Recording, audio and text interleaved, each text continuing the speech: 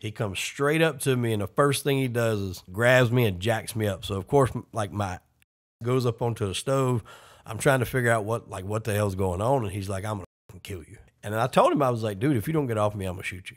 He's holding me with his left. He's swinging with his right. He kind of like clips my chin, so he doesn't hit it fully. So at that point, I step back into the corner, literally in a corner, and he's already coming back at me. And I pulled out and I shot.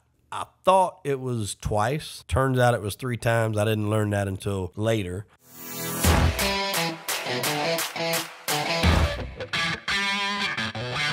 Hey, this is Matt Cox, and I am going to be interviewing Chip Williamson. He runs a YouTube channel called Crime and Entertainment. Chip has a crime story, so check this out. So obviously, you know, I know you because you interviewed me on Crime and Entertainment. Correct. And you started that like how long? Probably like a year and a half, 2 years ago. I don't remember the exact date on the YouTube because we were doing some audio only before that, but I'd say roughly 2 years ago. So, and that started because of you getting arrested for the charge was murder, right? It was murder and possession of weapon during a violent crime. Yes, sir. Okay. So, I mean, we'll get into that, but I mean, let me start with basically just at the beginning. Yeah. Where you were born? I grew up in a town called Darlington, South Carolina, which is really known for not a lot but the racetrack. Right. That's about all there is there. To do anything, any sort of nightlife or anything like that, you had to go to a neighboring town, Florence. And I grew up there, went to school there all the way up through graduation, went to technical college to be a welder. I worked in radio for a little bit during that time. And then I got my first welding job. And then not long after that, I met my wife, or soon-to-be wife. We met there. She had a daughter when we met. Where'd you meet her? What? It was actually at a club in Florence. It was, I remember like people older than me. I always hung out with people older than me. And they used to tell me this club called Murphy's that everyone would go to. Well, when I was on the cut, I was like 17 and some change, so not technically legal to be able to get into it, but, you know, almost there. The club had burnt down. So when it got rebuilt, like just the hype with this club was unbelievable that everybody, you know, was coming back up. And so we went, or I've been going every weekend since it opened. Well, she was from about 45 minutes out of town. But, you know, even up there, they knew that this club was supposed to be, you know, really cool. They remodeled a lot. And the weird thing was, like, the first week we was there, a classmate of mine seen her outside. One of the girlfriends that she come down with couldn't get in. And so they were having issues at the door, and my wife had her ID, so she's just standing there kind of waiting for us to play out, and she struck up a conversation with my classmate. So they wound up not even getting in that week. The following week, they come back in. She recognized the girl from the week before and is having a conversation with her. Well, me knowing the classmate, I'm like, who the hell is she talking to? Like, this girl's beautiful. Right. And so I waited till they separate, and I come straight up to her. I'm like, all right, who was that? And she's like, oh, that's my friend Felicia. She says she thinks you were cute. And I'm just like, that's all I need to know. Right. So, you know, went over there and run a little game. And, you know, as they say, the rest is history. But that spawned our relationship. We were together for about, I think, 7 or 8 years. Then we got engaged. We got engaged quickly, but we got married after about 7 or 8 years. She had a daughter when we met that was 3 years old. So I've raised her now. She's 22 now. And then we wound up having a son who's now 13. Okay. So where'd you end up living? I mean, we stayed there for the most part until 2010. And at that point, I was working for a company called Nucor Steel. And it's a pretty big steel company. They're one of the biggest in the world. And I was working at a division in Columbia, which was about an hour and a half drive. But it was straight nights. I like just night shift. There was no swing shift. It was just straight nights. And I hated it, especially after I had my son. Like, it was just, I was gone all the time. And even when you're home, you're just tired because you've been up all night, you know, and it was just wasn't something I really wanted to continue as a career, but I didn't want to leave the company. And then they had an opportunity for the same company, but a different mill in Charleston. So we made the decision to move up to Charleston, and we moved up here in 2010. I got lucky because the housing market, had just crashed recently. And so I was able to come in and get houses that were built, a year prior for, hundreds of thousands of dollars and get it for about half of what they paid for it. So that worked out. And then we all moved up here to Charleston, and I stayed with the same company, was working at the one up there. The only difference there is you would work 4 days on, and then you would have 4 days off. So essentially you only worked half the year, but it still would rotate nights to days. So I had some nights mixed in there, but nowhere near as much as the other place that was like straight nights. Right. And I've worked nights before. Yeah, I worked as a welder's helper for 6 months one time, and it was the night shift. It was it 84 hours a week or something like that? I mean, it was straight. It was every single day straight. You got a per diem, but it was just hell. It was horrible. Like by the time you drive back home, it's just in time to go to sleep, wake up, make your lunch, jump in the car, drive an hour and a half back. Horrible. Yeah, it's awful. I mean, luckily we didn't have to. I mean, the plant was close, so we didn't have to worry about the per diem. But I mean, it was nice in the sense that you get your schedule for the whole year. So I could look at a paper and I know exactly what days I'm having off. So if I wanted to plan a vacation or whatever, a trip, you could plan it inside of those 4 days. And then you really wouldn't have to use vacation unless something just fell on a day where you were scheduled to work that you absolutely had or wanted to go to. So it was nice. And they were a great company too. And it is beneficial to the part we'll get into a little bit later on. Once a year, it's usually around March, I think it is, they give out what's called a yippee check.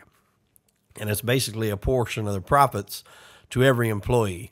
Nice. Now, they weren't doing as great. Obviously, we talked about it was kind of the recession at this time, but they were still giving out about $9,000 to $12,000 per year, and that goes straight into your 401k, and then you get like a portion of that deposited to you. So maybe $1,000. I think it might have been like $2,000, and they tax it, so you wind up getting like $1,200, something like that.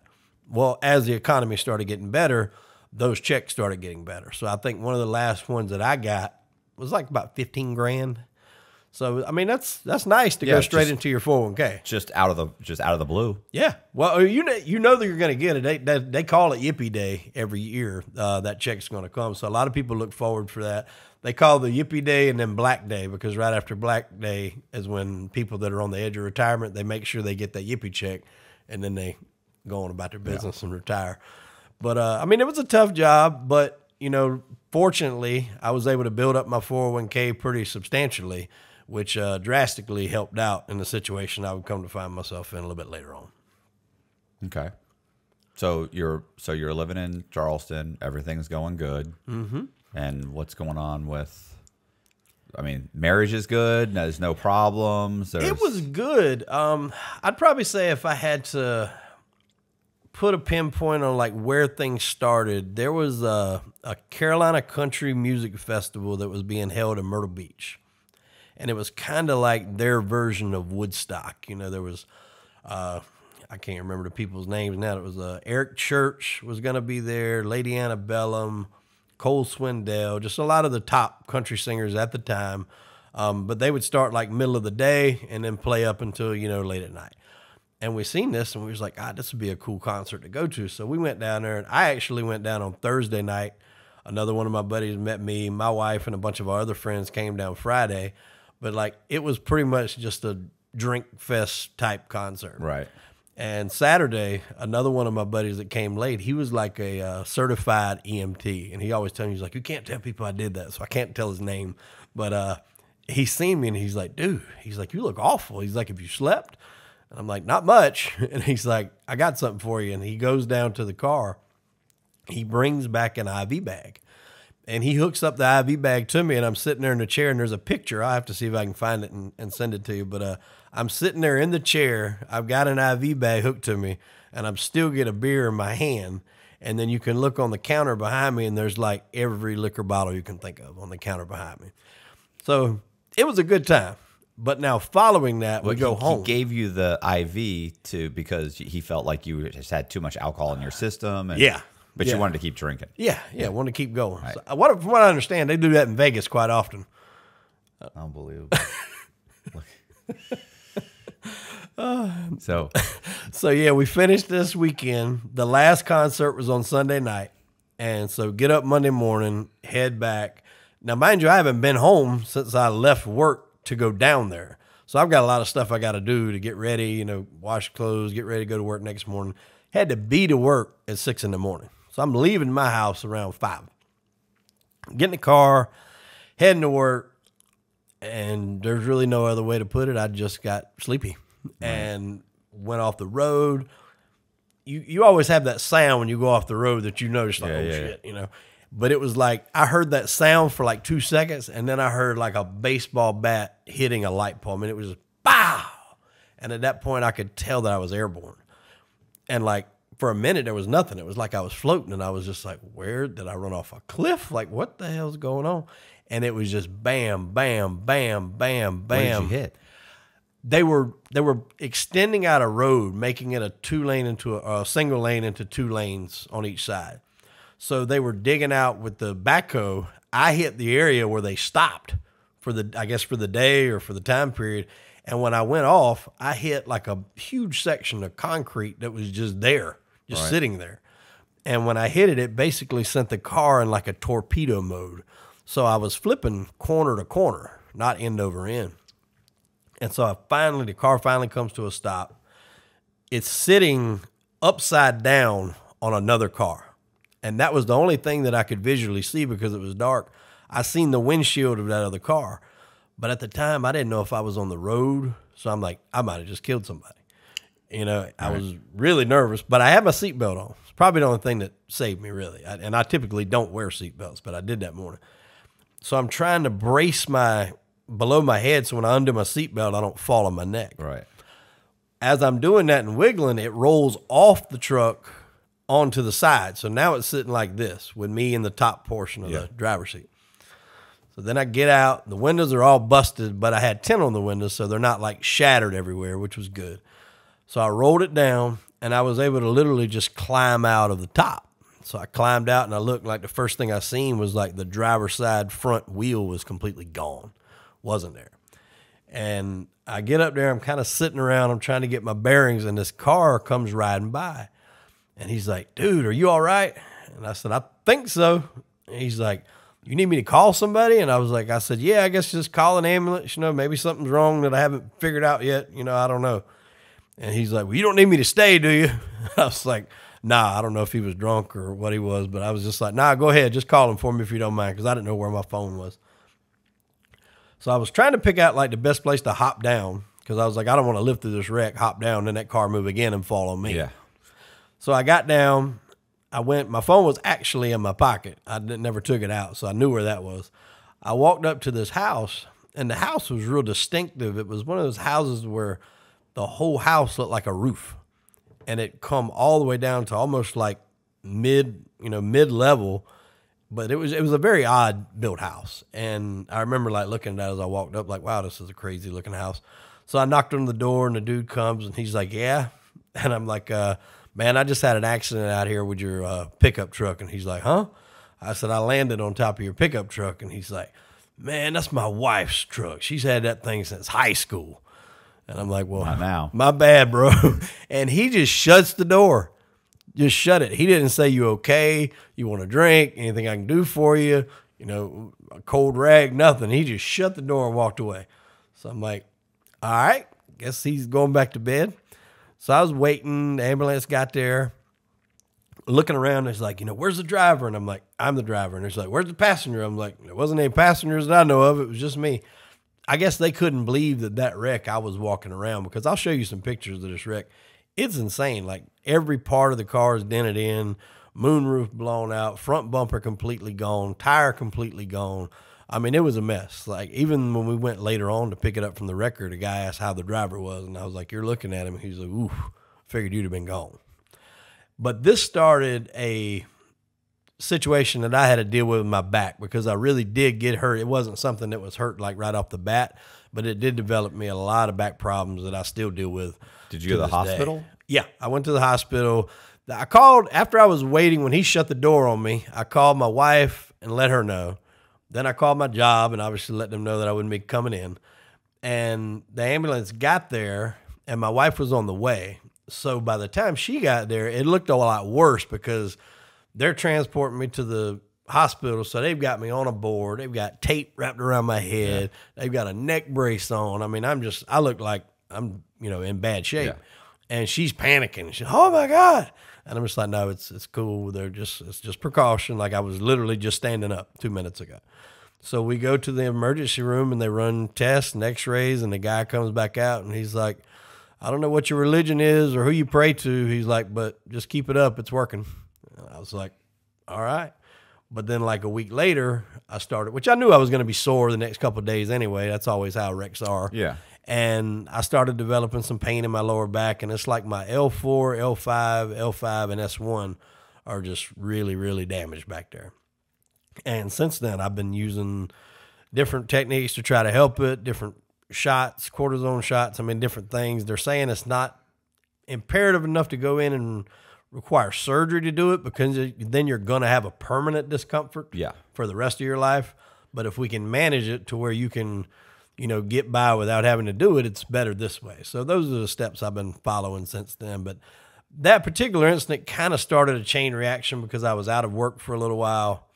The job that I had got filled. I still had a job in the company, but the particular job that I had that time got filled. So I had to come back and take another job, which wasn't as desirable because this plant's got like 5 different divisions in the plant. There's hundreds of jobs, but the one that I had originally, I really, really liked. And I wound up having to go to another one. And that was kind of, I would say, what started the ball rolling on problems. And then what really kicked it into high gear was I had a friend of mine. He lived 2 houses down from me. This is a community much like, the one we're in. Everybody's real close-knit. And we had a group of friends that would get together on the weekends. And our kind of tradition was we would go on Fridays to a Mexican restaurant, hang out for a little bit, then go back to one of our houses in the group and just hang out in the garage and chill out, Well, this one particular Friday, I could tell that the guy and his wife wasn't getting along. And which, I ain't gonna say that was unusual, but they didn't do it a lot to the point you go say, oh, well, there they go again.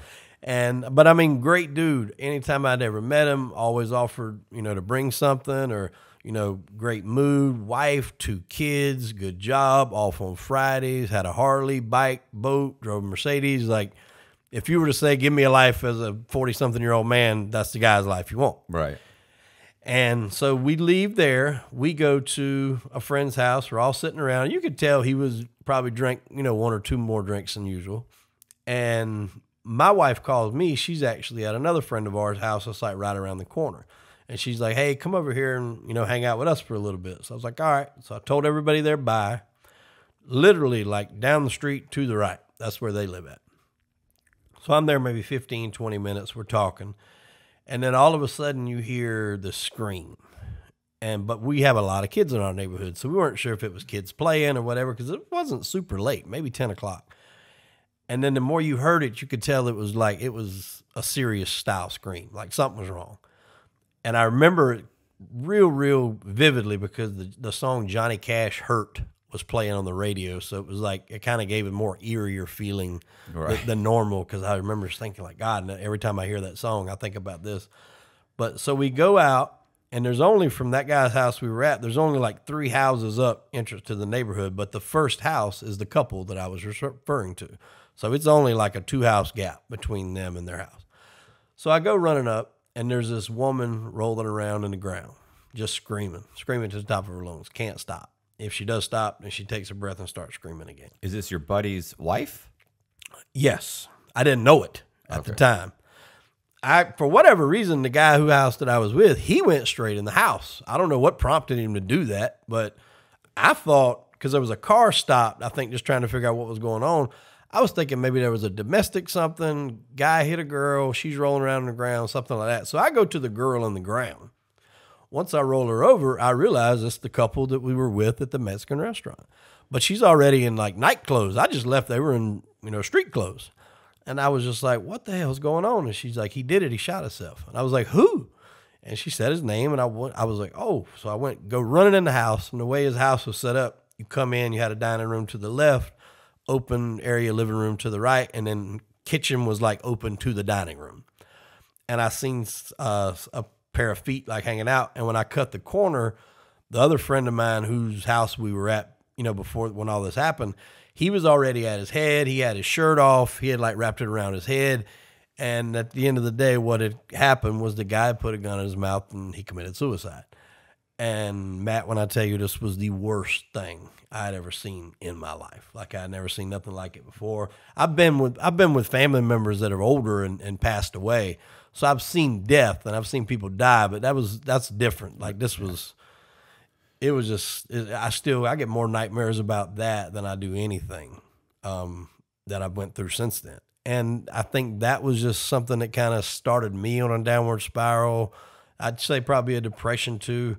And it led to me and my wife kind of arguing a great deal. He's been known to cure insecurity just with his laugh. His organ donation card lists his charisma. His smile is so contagious. Vaccines have been created for it. He is the most interesting man in the world. I don't typically commit crime, but when I do, it's bank fraud. Stay greedy, my friends. Support the channel.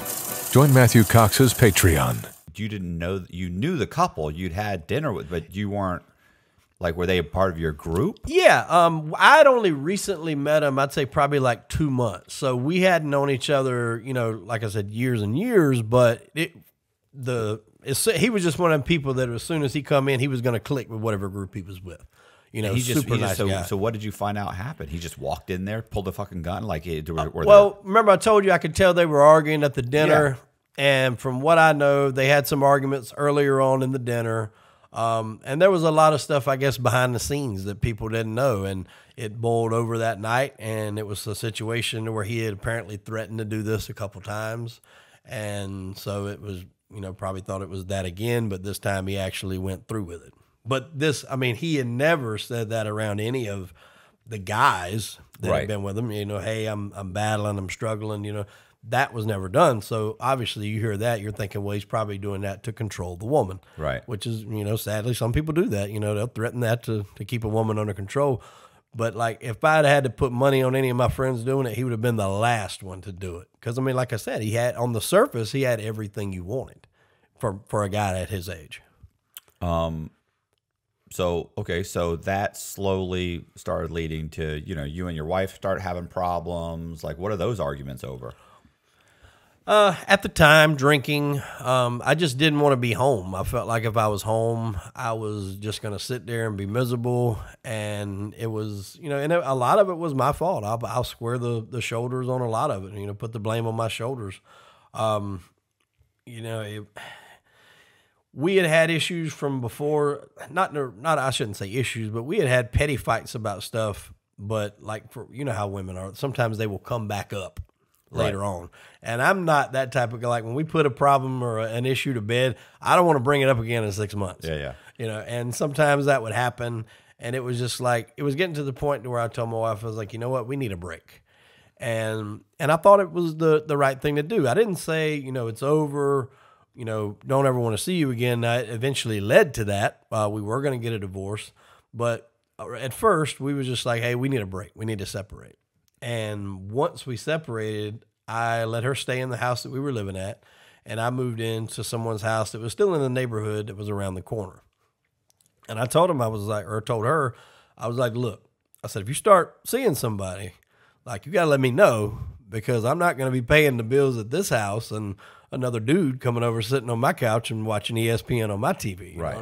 You know what I'm saying? So eventually that did start to happen. She did meet somebody, and I figured she would meet somebody. I mean, my wife's a great chick, and she's got her, she went and got her master's. She just recently got her doctorate. So like, she's very smart.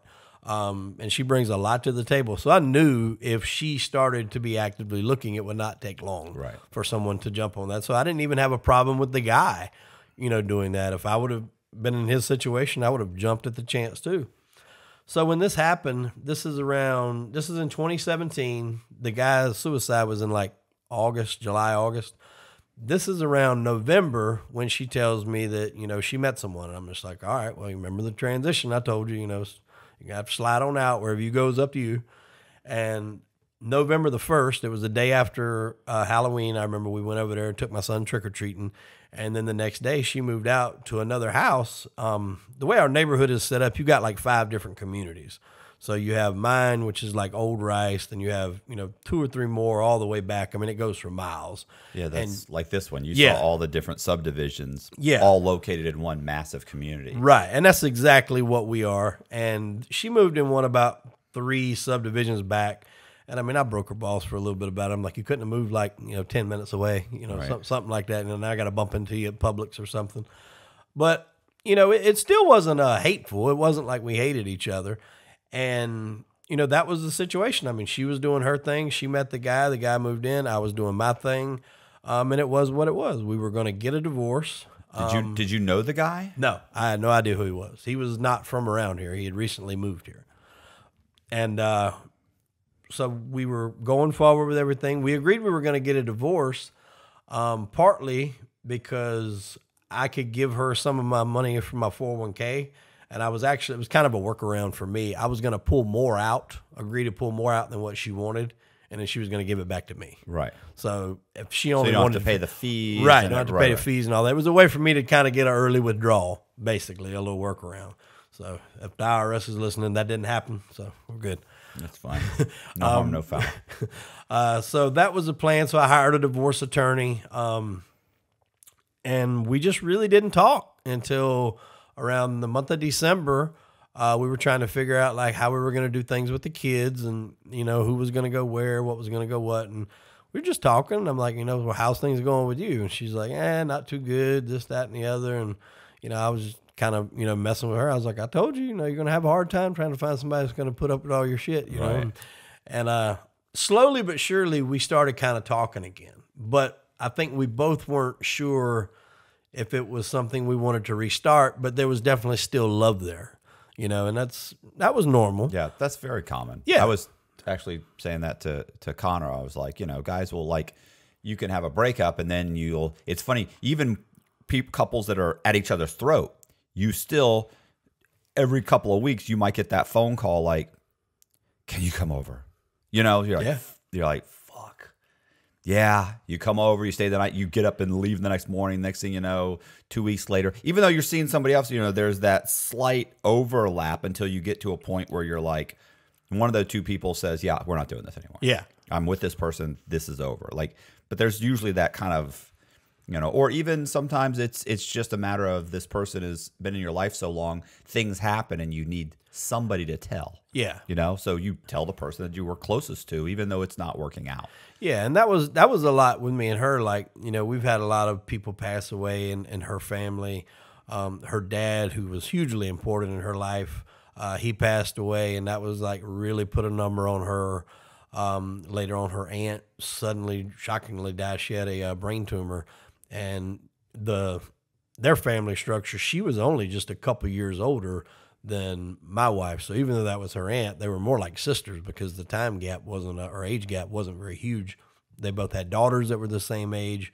So, we've been through a lot together. And I think to your point, that's exactly what it was, is sometimes, you just need family. Yeah. And people that's, your backstory and aren't going to judge you for it, and, things that's happened. And I think that was a lot of what led us back together, because there was no doubt we loved each other. It was just to a point to where it was becoming that Pam and Tommy relationship. Right. And, we kind of was seeing each other on and off, and that lasted through Christmas. We seen each other a little bit through Christmas, and fast forward to, that kind of went off and on for the next couple months. Then we got to Easter, and at this point, the guy was living with her at her home. He had then moved out. I think in January, he left to go back home and was going to stay home. I'm not sure what happened, and home for him, I think, was Pennsylvania, But something happened, and he didn't wind up staying, and he came back. But when he come back, he didn't live there. Now, he would still come, but he didn't live there. And when it got to around Easter, I was just like, look, if we're going to do this, let's do it. Let's give it a shot. Let's put everything we got into it, because it's probably be like one and done. If we don't get it this time, it's probably time to push the chips in.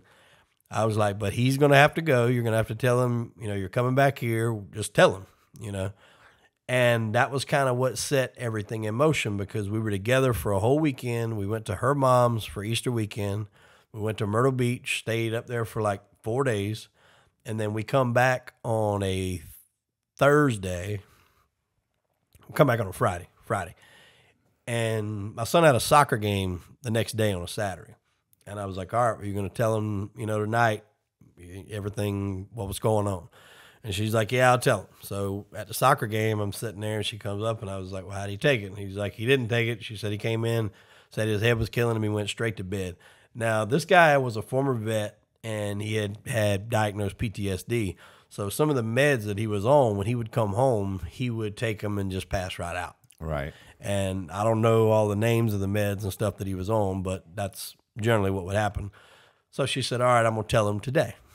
And I was like, okay, you let me know what's going on and, just keep me in the loop. If you need me, call me. Let's fast forwards to, I'd say probably about 6 o'clock. She said she told him and he was pissed and he left and he grabbed his dog. He had a service dog. And she's like, but I know he's not gone because he's still got to come back to get all of his stuff. And I'm like, all right, well, you might better go back there because if he sees you here, then he's really going to get pissed. And so this is probably like 8 or 9 o'clock. I'm with some friends of mine around the corner. The same guy, we're going to circle back around to the same guy that I was with the night that my friend shot himself. Right. He calls me, and he knew what was going on. He knew the situation because he's a good friend of mine. He knew that we had split up. Then he knew we were about to reconcile, but he also knew about the other guy. And he called me, and he was like, hey, where you at? And I said, I'm at a friend of mine's around the corner. He knew the guy. His name was Nate. And he said, well, if you come by here and you see the guy's, I don't really want to say his name, but he was like, if you see so-and-so's truck here, don't stop. And I'm like, all right, well, you want to give me a little bit more on that? What's going on? And he said, well, they come riding by, and he said, I went up to the car and was like, hey, guys, what's going on? And he said, I could tell your wife was visibly shaking. And he said, I asked him what's up. And he said, I'm just looking for Chip because when I find him, I'm going to fucking kill him. Now, I didn't know that all this was going on. So I'm trying to call her phone to figure out what's happening. Her phone's going straight to voicemail because I guess when he came back, things got violent. He was punching holes in the wall. He broke her phone, apparently roughed her up a little bit, but I had no way to find all this out because her phone was smashed. So later on, he calls me again and he said, hey, I'm going to have him at my house. He said, if you come by here, it's just going to be him. But he's like, I'm going to try to talk, figure out what's going on. But if you ride by here, just don't stop. I don't want anything going on at my house. I'm like, all right, that's fine. So I go back to my house. I'm just sitting there. I think I was watching like a UFC or something on TV. And my daughter calls me. She worked. He knows where you live, though, right? Yeah, he knows. He knew, but my car wasn't at my house. Oh. When they were looking for me, I wasn't home. Oh, okay. So had I been home when he was making her drive around looking for me, probably would have stopped by and things would have maybe, who knows how they went at that point in time. But by the time, I get home, this is probably like 12:30 because it's like the main event of the UFC's coming on right then, which is why I went to my house to watch it. So it's probably at least 12:30, 1 o'clock because they come on pretty late East Coast time. And I talked to my daughter. She worked at the Mexican restaurant that I was talking about earlier. I called her. I said, when you get home, let me know your mom's okay. So she gets home and then she calls me from my daughter's phone. She's like, yeah, she's like, he got upset, but she said, Jamie got him. He's at Jamie's house. Don't worry about it. He's going to be staying there. And so I'm thinking, all right, well, he's going to be staying there. They're good. I'm good. So I'm in bed watching the UFC. And then all of a sudden I get a text, but it's from his phone. And he said, hey, are you home? And I text back. I said, yeah, I'm home. And he was like, can me and you talk? And I was like, yeah, about what? And he was like, man, he said, I don't want no drama. I don't want no BS. He said, but I feel like I'm being lied to on certain situations. And he said, I feel like you'll tell me the truth. And he's like, if you want to, we can meet at Jamie's house, which was my friend right down the street. And I was like, okay, that's fine. And so my thinking is if I can diffuse this situation, because obviously he's pissed because he thinks this has been going on while he's there, that he wasn't privy to it, going on. So I'm a pretty smooth talker, and I'm thinking I can diffuse this. Yeah. And just think, hey, maybe she just wants to come back home. So we go down there, and that's exactly what it was. He was just saying, I want to know how long you guys have been talking. I was like, well, to start with, that's still my wife, so it's really none of your business how long we've been talking. But to answer your question, like we just decided this both recently. And so it would go from like high tension to back to being nothing at all to, I'd say, fast forward 2 hours, and it was basically like 3 guys sitting in the garage talking, Right. just with weird extenuating circumstances. Right. But we go to leave, and this is probably like 2:30 by the time we get together there. We're talking probably 4:30. The guy whose house we were at was like, all right, I'm fixing to shut it down. He's like, if you want to stay here, you can stay here. He said, or you get Chip to run you home, whatever you want to do. And I looked at him, and he said, do you care, running me home? I was like, no, I don't care. So we shut the garage, and then he's like, man, I don't know if I want to go home. He said, I know if we go home, we're going to start fighting. And my house from his house is like 6 houses down the other way. And he said, do you care if we go to your house? I'm like, no, I don't care. Because at this point, I didn't perceive this guy as a threat. Right. Now, I'm not going to say we were friends, but, I just didn't perceive him as being violent. So we go and we pull in. During the time we were talking in the garage, the story I just referenced to you about the guy that committed suicide came up. Well, I don't know if he was trying to match the story or, to say something similar, but he held up his wrist and he was talking about a bracelet that he had. He's like, do you know why I wear this? And I'm thinking, no, I would not know why you wear that. Right. But I said no. And he told me the story of a guy that he was in service with. He was in the Army, that they were together in combat, and the guy got shot in the head. He was trying to save him, but whatever he did wasn't the proper protocol, and they kicked him out of the Army for it, whatever they call you that. They got a name for it when they Not boot you out. dishonorably charged. I think maybe dishonorably discharged. Maybe that might be what it is. But in actuality, that wasn't even true. I didn't find out later. It was partly true. I didn't find out later till he was never actually in like battle. He was intelligence. He sent a guy into somewhere with his intelligence that got that individual killed, which was what got him booted out, which was why he was diagnosed with PTSD, because it did bother him, which was also the reason why right before him and my wife met, he had just gotten out of a mental institution in Alabama, which she didn't know until much, much later in the relationship. So that was the correlation, but he put it like he was there himself. Right. When in actuality, he was kind of behind the scenes. It was still his fault, and you could tell that it bothered him. Like he was crying. He cried in the car. So at that point, I'm really thinking this dude just needs somebody to talk to. Now he's losing, what he thought was his relationship, and, maybe he just needs someone to talk to. So we go in my house, we're looking around, just talking different things. This is probably 4 o'clock-ish, somewhere along in that neighborhood. We each did a shot. We're talking about different things, and we get on the subject of tattoos. And we were talking about another one of my friends' moms. He's like, well, she's always said, crappy things about people with tattoos. He's like, you're covered in them. Does she ever say anything to you? And I was like, no, she ain't never said nothing to me. I said, I got them all over. And I kind of pulled down my shirt slightly, and he seen this one on my chest. And when he seen it, he reached at the bottom of my shirt and pulled my shirt up to see it. And when he did, he noticed, if you see right here, I got an open heart surgery scar right there. Okay. When he seen that scar, he was like, damn. He's like, what happened there? And I said, I had open heart surgery my senior year in high school. And he's like, just you had a heart attack? And I was like, no. I said it was something that they knew from birth. It was they called it a VSD, basically a hole in the heart. I said, but my senior year, they were able to tell that the hole was bigger than what they thought. And that if it was going to be repaired, better to be repaired then up under my mom's insurance than to do it later on, later on in life where the complications might be worse. Right. So senior year in high school, I missed half my year for getting the heart surgery done. And when he seen that, he was kind of like, you could just tell his whole demeanor kind of just changed. And when people, especially when they've had too much to drink, they do that shit where they like bro hug, and kind of like bear hug you and pick you up. So he done that. And I didn't think much of it at the time that he did it. I just, I didn't never been around the guy. I didn't know how he could hold his alcohol. I didn't know how much he had to drink. I know he was drinking at the garage. And then when we got back to my house, he had 2 Land Shark beers. And then we each shared a shot. Law enforcement often questions him, not because he's suspected of a crime, but because they find him fascinating. He is the most interesting man in the world. I don't typically commit crime, but when I do, it's bank fraud. Stay greedy, my friends. Support the channel. Join Matthew Cox's Patreon. So he goes to the bathroom, and I kind of move to where my stove is. Now, my kitchen is set up basically like a L. So you have the refrigerator here and a hallway here. After the refrigerator, and you got the stove, and it curves back around the sink. So it's very tight and confined. I'm sitting up against the stove, just, chilling, waiting on him to get out. I actually think I was responding to some messages throughout the night. I even text my wife from my son's phone. I'm just like, hey, everything's good. He's actually with me. We're just talking, trying to make sure everything's good before I bring him back over there. He comes out of the kitchen, or out of the bathroom into the kitchen. He comes straight up to me, and the first thing he does is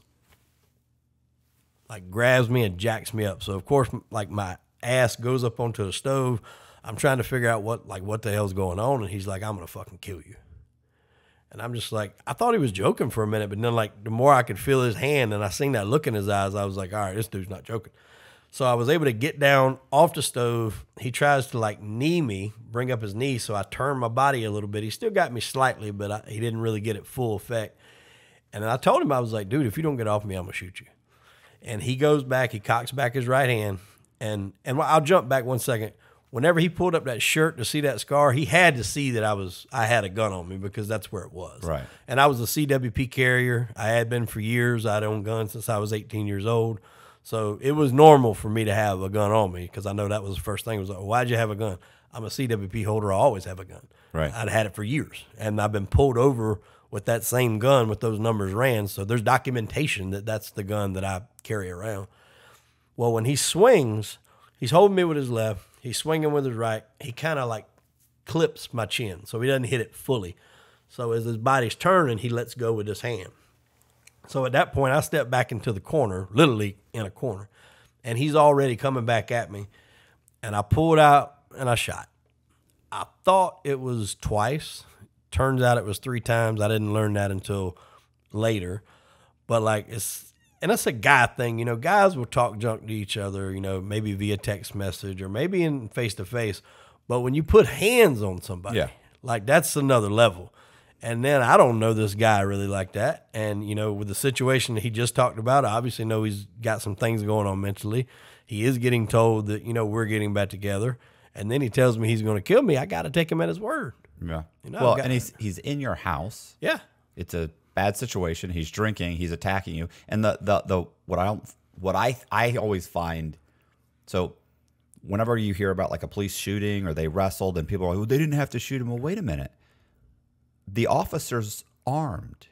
So you think, oh, he could have just wrestled with him. No, there's a gun there. That can go so badly, so quickly that the moment that person says, hey, I'm going to fight you, and I have a gun, I've got to pull my gun. Because the chances that you could get the gun and kill me, and you're the one who's being aggressive, means that I have to stop the situation immediately. I can't get into it's not like we can get into a wrestling match and we're going to break it apart. You're attacking me. I have a gun. I could get shot with my own gun. If anybody's getting shot and I've got a gun, it's going to be you. Yeah. You're attacking me. Yeah. That's the whole stand your ground. Yeah. Stand your ground, castle law. Absolutely. And you're in my house. What do you, every single step of this situation is just not in his favor. Exactly. And he's already telling somebody prior to driving around looking for him, telling people I'm going to kill him. You thought you diffused the situation, goes to your house, and attacks you. And that was exactly what you just said, because the surgery I mentioned earlier about the back issues, the surgeries that I was having at the time, they would go in and they would basically burn the nerve endings away from the spine. And it would hurt for a couple of weeks, but then after that, you would have pretty good pain relief for about 6 to 8 months, because these nerve endings will reattach themselves. And I had just had this done about a week before this happened. So my mobility was already very limited in this. And plus, this was a big dude. Right. He's former military. I mean, he was a big guy. So it was really, I didn't have any choice, because it was when he's telling me that, I got to take him at his word. And at that point, the first thing in my head was one of us ain't coming out of this kitchen. Right. And that was just it. And as soon as I shot him, he dropped. I was just, the first instinct was what the fuck just happened?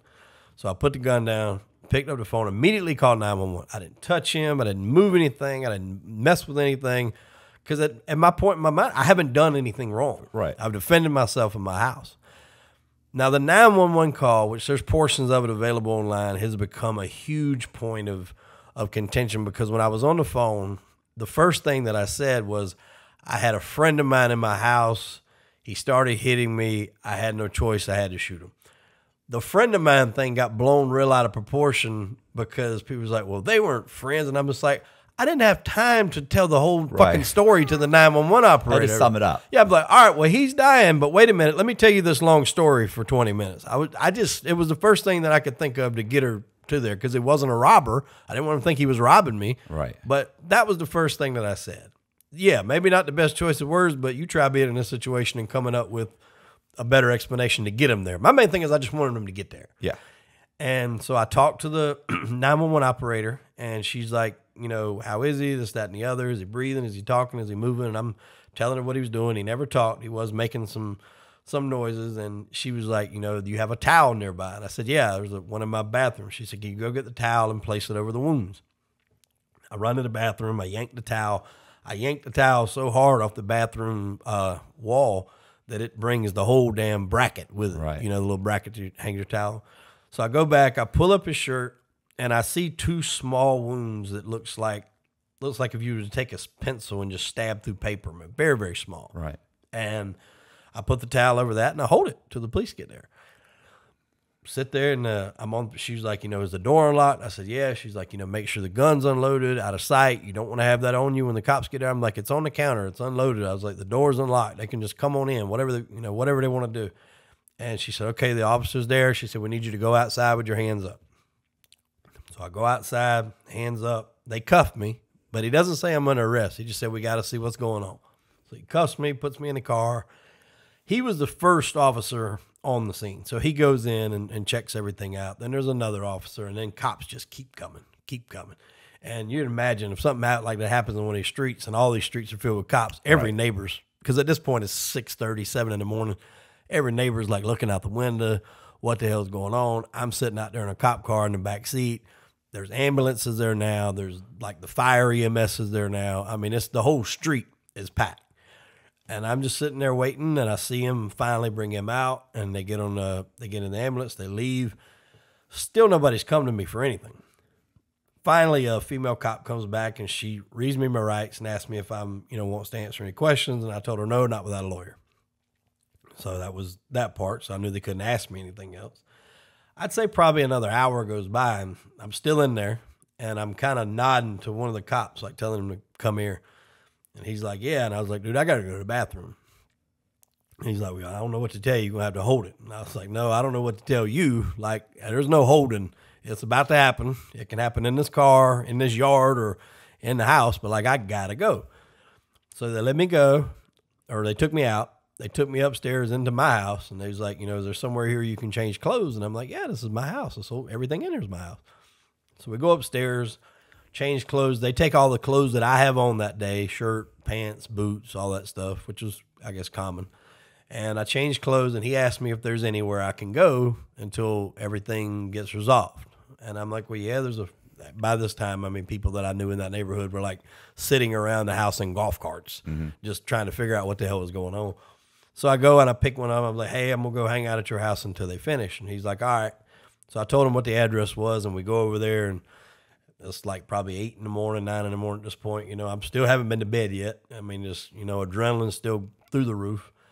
And I'm waiting, and he pulls back up. One of the detectives pulls back up, and he's like, are you ready to answer some questions for us? And I was like, well, no, like I said, not without a lawyer. And he's like, well, who's your lawyer? Well, at the time, I was using my divorce lawyer, who was also a former cop. So I told him his name. And he's like, well, I know him. He's like, well, we'll get together Monday morning, and, we'll give you some questions to answer, and we'll go through that. He says, so just look to get with him sometime Monday morning to answer our questions. And I don't know if you're going to come in or write a statement or what. And I'm like, okay. So I said, I'm free to go back home. And they said, yeah, you're free to go. And I was like, what about, is there any mess? And he said, I don't think there's much. He said, but that's not on us to clean up. He said, that's on you. Because all they do is handle the crime scene, and then they leave. It doesn't matter what's left. That is not their responsibility to clean up. Well, by this time, somebody had already called my mom. My mom lives about 2 hours away, so she's there. When I come back, obviously she's hysterical. And when we went in the house, there really wasn't a lot there. Like, there was very, very little blood. so much to the fact that she took like 2 paper towels and just wiped the floor, and then it was done. That was it. So it's not like on TV when you see somebody shoot somebody and the whole wall gets covered in blood. It was not like that at all. Matter of fact, the whole situation while I was there, I never seen blood at all. So the day goes by, get up Monday morning. I think I might have slept a couple hours that night. It was still just, everything was just still 100 miles an hour. So I go to my lawyer's office. We write a statement. We send it to them. They obviously want to talk to my wife. She goes, she gives a statement. Then on Wednesday, I see my lawyer call me, and he's like, hey, I got some bad news. And I'm like, what? And he's like, they're charging you with murder. And I was like, why? And he was like, I don't know. Did you ever think that was coming? No.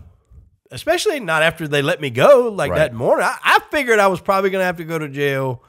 But once they figured out what happened, everything happened, especially with, you know, all the proof there, that they would let me go.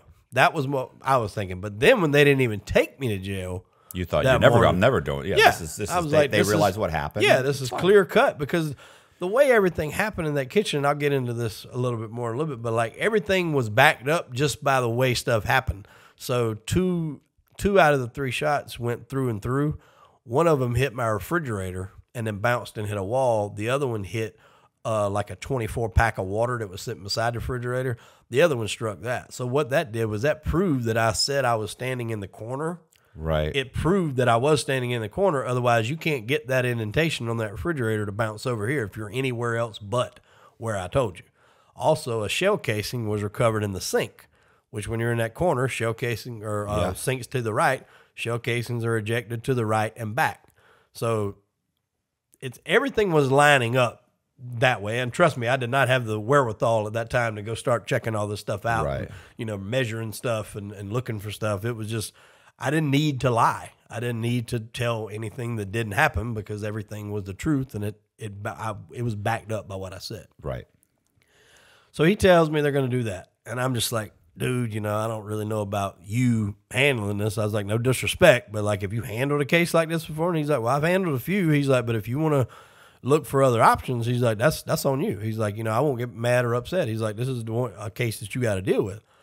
So I start hanging up the phone and calling people that I know around the area, and I'm like, who's the best attorney for this? And I keep hearing one name over and over and over again. It's Andy Savage. Even from towns where I grew up in Darlington, calling guys there, you know, big shot lawyers, Andy Savage, Andy Savage, Andy Savage. I hear that name probably 10 times. I don't think I heard a different name when I was telling them what was going on.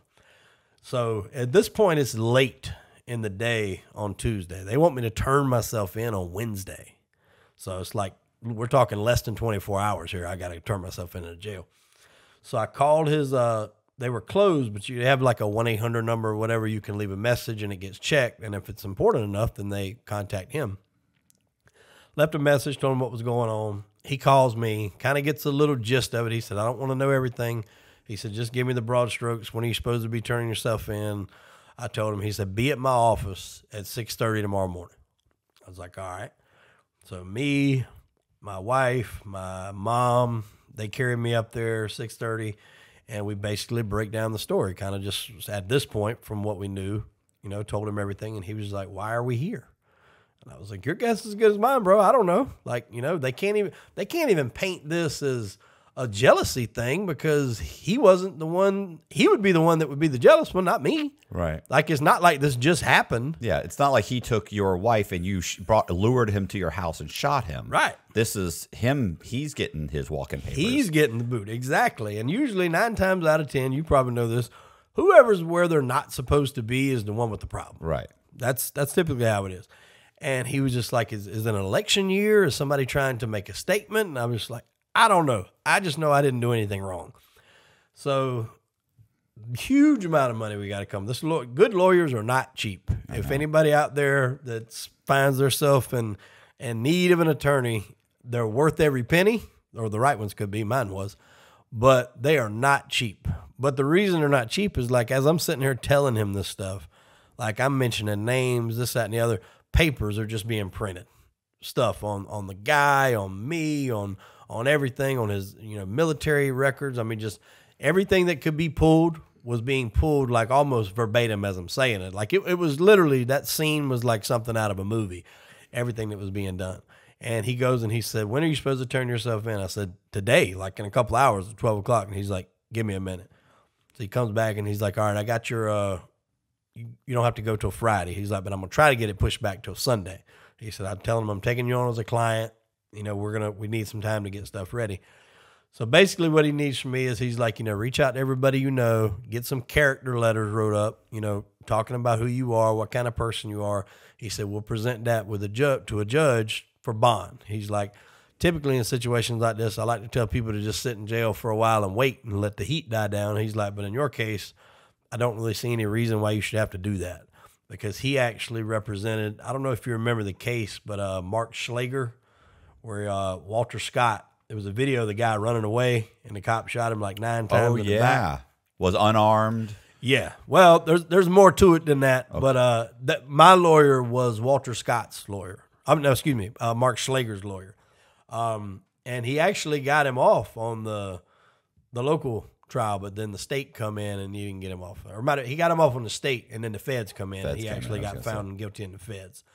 But so he was. But that wasn't for murder in the feds. It was for, wasn't it for like violation of his civil rights? It was something along those lines, yeah, because he got, I want to say he got like 17, 18 years. I could be off on the number, but listening to the CSI guy that we wound up getting for my case, done a podcast breaking down like that Walter Scott actually used the taser on Schlager, and which gave him right to be able to fire. Now then you have to tie in, you know, was what all happened before the video got put on, but you can talk for a whole nother show just about that alone. That's craziness. But that was the same guy that you know, represented him.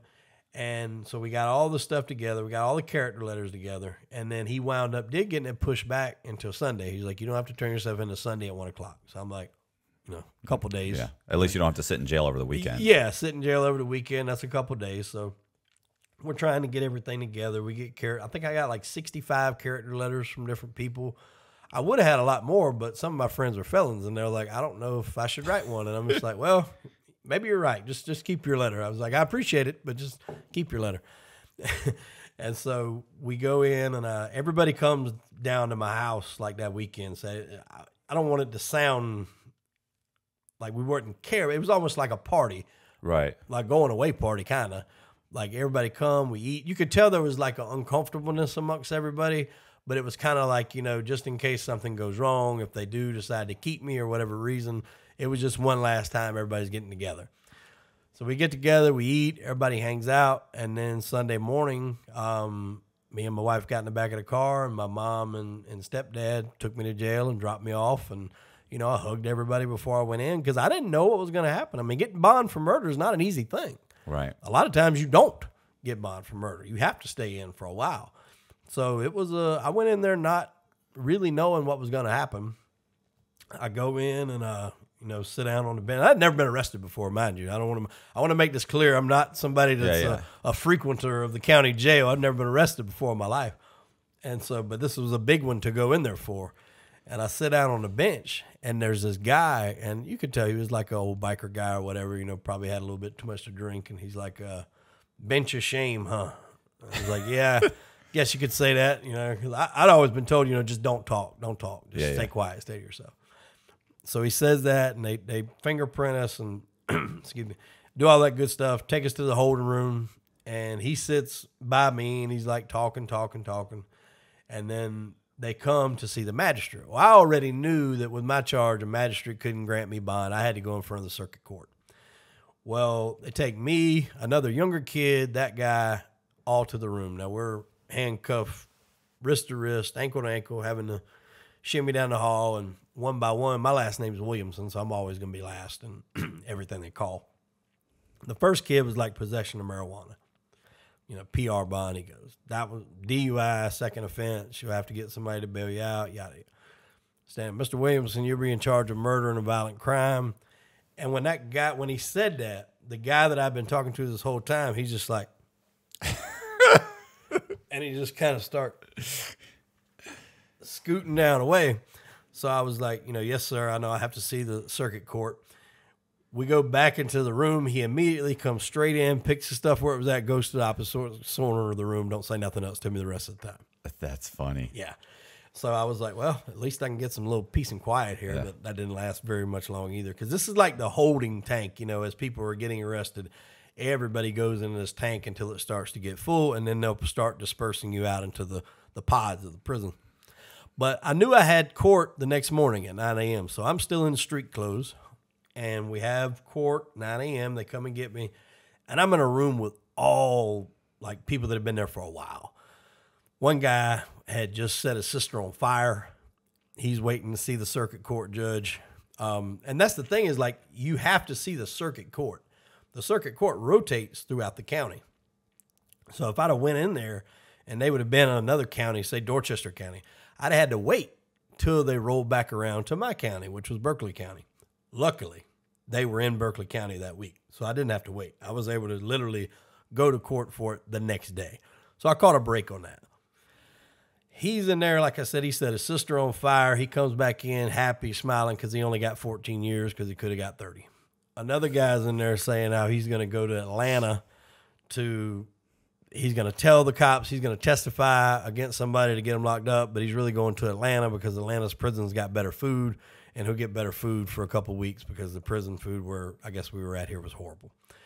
One other guy's in there talking about how if he sees another guy and so in the court, he's going to kill him right there. I mean, I'm listening to all this being said, and I'm just like, geez, I'm saying to myself, like, So Jesus I'm surrounded Christ. by some real fucking derelicts. Yeah, like these are some real fucking dudes. Like there's no bullshit in here. And I'm just sitting there, and I was like, I hope nobody asked me like what I'm in there for. And sure enough, one of them was like, what you in there for? Family court? And because they were all in like the jumpsuits, and I'm in regular street clothes. Right. So I'm in like, yeah, something like that. And then one guy knew. He was like, you're the kid from Cane Bay. And I'm just like, I kind of looked at him. I was like, yeah. He's like, we got TVs in here. We see the news just like everybody else. And I'm like, yeah, that's me. He's like, you got a lawyer? And I said, yeah. And they was like, who? And I said, Andy Savage. He was like, you all right. And again, it's the first time I'd ever met this dude. I never needed a lawyer before, but everybody knows this guy's name. So we go in there. They finally called me up. I'm in there for, God, what seemed like an hour. And the walk from the county lockup where you're at in the holding to get to the courtroom is like underground, like a dungeon. So, I mean, like we're walking through there, and I'm just, every horror movie's playing in my head, like, dum, dum, dum, dum. I mean, it was just really, really scary looking. So we get over there. We go in. Massive courtroom. I mean, huge flags, everything. The courtroom's packed full of people. I just never been anything like this in my life. So I go, shoot me over to my lawyer. Their lawyer for the state's arguing that I shouldn't be given bond, that I'm a danger to the community, yada, yada, yada. My lawyer's saying, look, this guy's never been in trouble. He's had a good job. He's an upstanding member of his own community. Everybody knows him.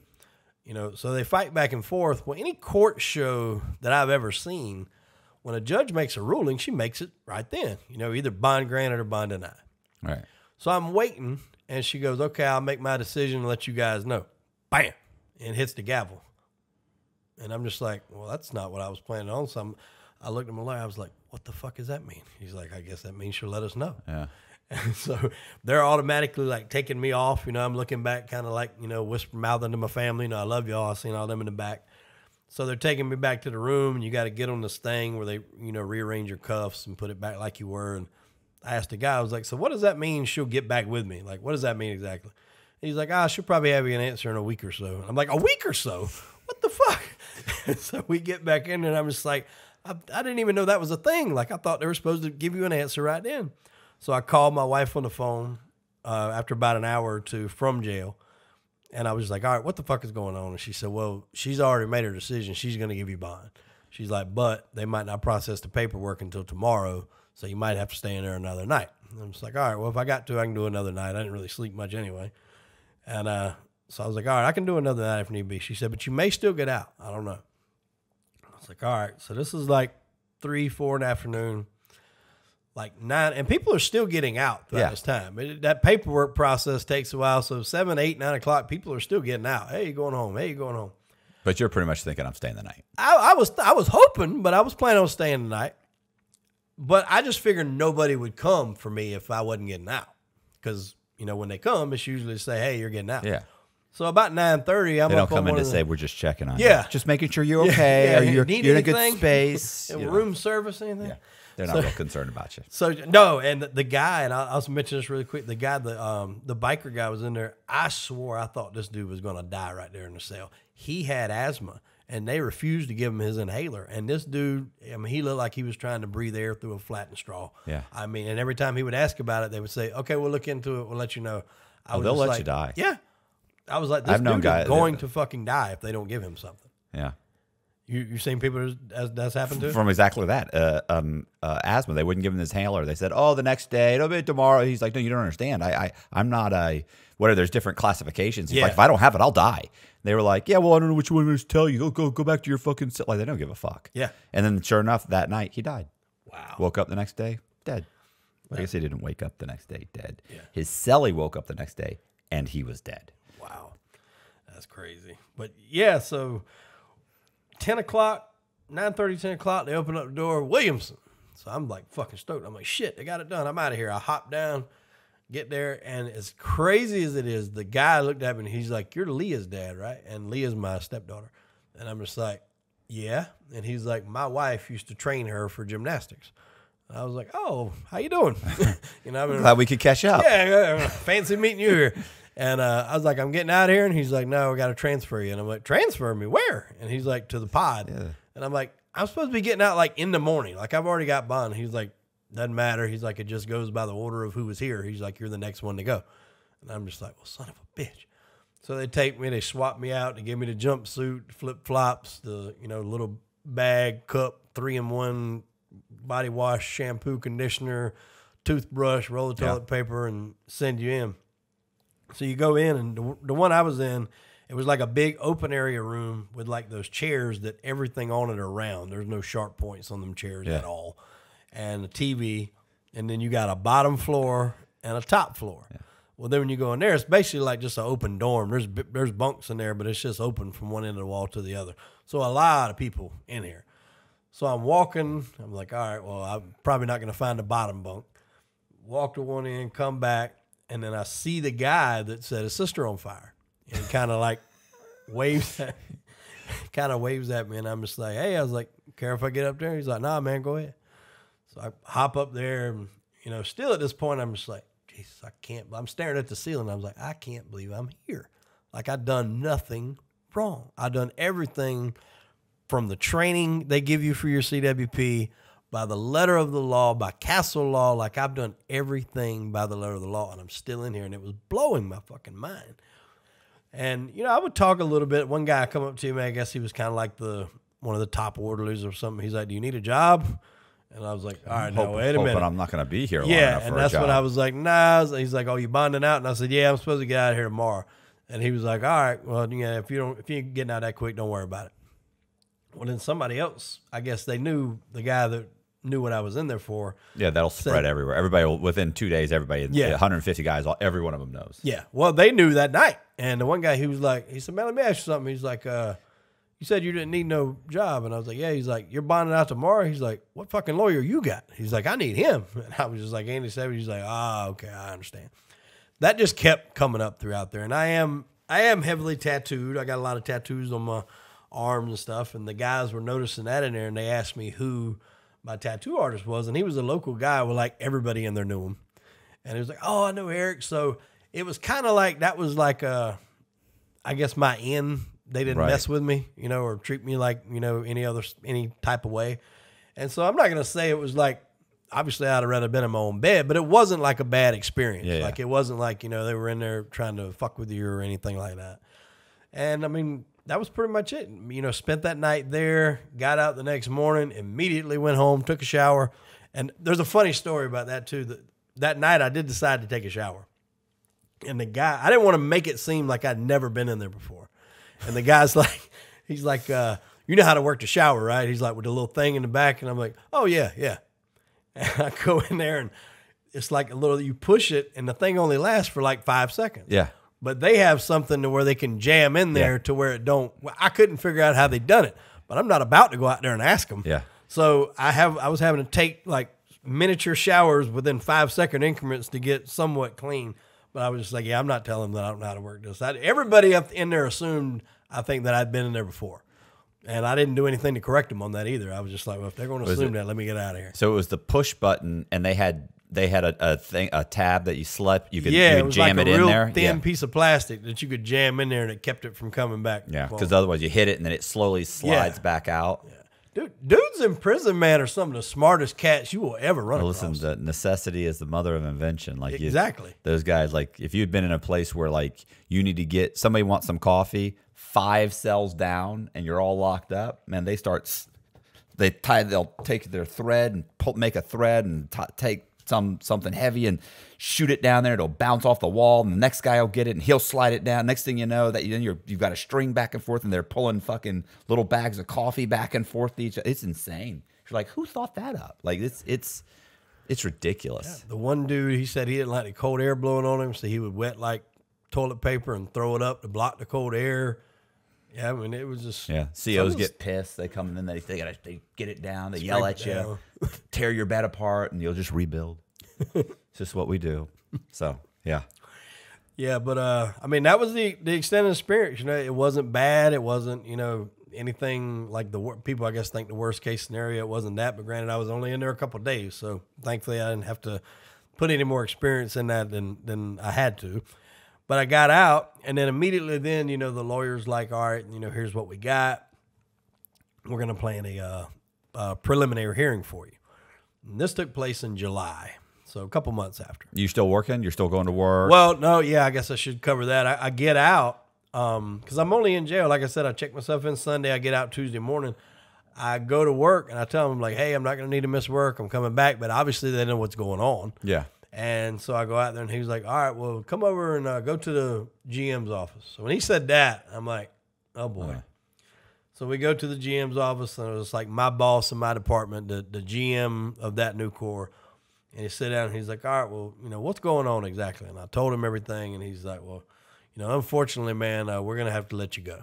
And I was just like, what the fuck? I was like, after everything I just told you, he's like, yeah, I can't imagine the shoes you're in right now. And I'm like, well, imagine being fired on top of it. Yeah. Like, yeah, you're not helping out in the situation. I can promise you that. I'm like, I'm not going to need to miss work. Like, I'm out. I'm free to come to work. And they even blocked me from getting unemployment. It said it was conduct detrimental to New Corps' off-work conduct policy. They blocked me from even getting unemployment. I couldn't even get unemployment from after I got fired. That's some shit. Okay. But the silver lining to me getting fired was that then I could access the 401k that I had built up. Yeah, but you would think, like, I mean, after they, well, anyway, let's keep going. Sorry. Yeah. Oh, there can be a lot said on that. I mean, I was just like, I know people that have worked there that have had charges that not necessarily maybe what I had, but were serious, like serious charges that never got anything done to them. And I'm just like, why wouldn't you let me keep working? Like, obviously, if I'm found guilty, you're not going to have to worry about firing me. Right. Like, I'm not going to be back for a very long time. But for whatever reason, they just wanted to go ahead and get rid of me. And that's what they did. And so, like I said, with them firing me, it did open me up to be able to go into my 401k. Because as long as you're employed there, other than it being, I think you can do a loan, but you can't withdraw, like make big withdrawals. Right. But, you know, you're going to have to pay your taxes. But after you no longer work there, you're free to do whatever. And so the prices for the lawyer was like $50,000 to take the case, then like another 10 or 15 to start all the investigations and stuff like that. And that was just off the rip. So I go ahead, I pay that off in full. I think I finished paying off my car I had at the time, you know, maybe a little bit of credit card debt. That way I didn't have any debt, and it was just a house payment, normal bills, and my wife was still working. So we could manage if it was going to be a while before I could find another job, because I didn't know what that was going to be like either. So I'm handling the lawyer situation, but I'm also trying to find a job, and I go to Republic Services, which is like a trash company. But so I'm a welder, so I was going to be at their facility where they would cut out panels that had been rusted out or dented in, put in new ones and weld them up. It was good money, close to the house, good benefits. And I told the guy in the interview, I'm like, hey, this is what happened. And he's like, when did all this happen? I'm like, a week ago. He's like, oh, shit. And he's like, well, I took criminal justice in college. He said, don't sound like you have anything to worry about. And I was like, well, I'm cool. I'm just letting you know if I say, hey, I got to go for a court hearing, you know why, or if you see something in the news, you know why. because it was still in the news. Like when I got home from jail, there was 2 news stations sitting across from my house. I guess they knew I was getting out, so they were just waiting. So it was a big story, especially in that community. It's just one of them things where it just don't happen, Right. especially in those communities. So everybody was on it. There was countless articles on it. So when I come home, I was telling my wife, I'm like, I think I got a job. Well, when it run through corporate in Arizona and they run the background, it showed as a pending murder investigation. Right. And they called me and they rescinded the offer. Right. So I'm just like, well, fuck, there you go. I can't go anywhere that's going to run my background. Right. And I found a sign company that was hiring at the time. Because it was in such quick succession, I just told the guy, I didn't tell him I got fired. I told him that I wanted to be able to get off a night shift and be able to be more hands-on with my son, which wasn't a lie. I did, but I just kind of got forced into that. Right. And so he didn't run my background. He hired me on the spot because he seen that I'd had a long work history. I was with them for like 15 years, through two different branches, like 7.5 years in Columbia, another 7.5 years up here. So he hired me immediately, and I loved that job. It was fun. It was building signs. Like, I had no idea there was much money in that. Like, every business has to have some sort of signage. So those guys make bank. And so it was fun.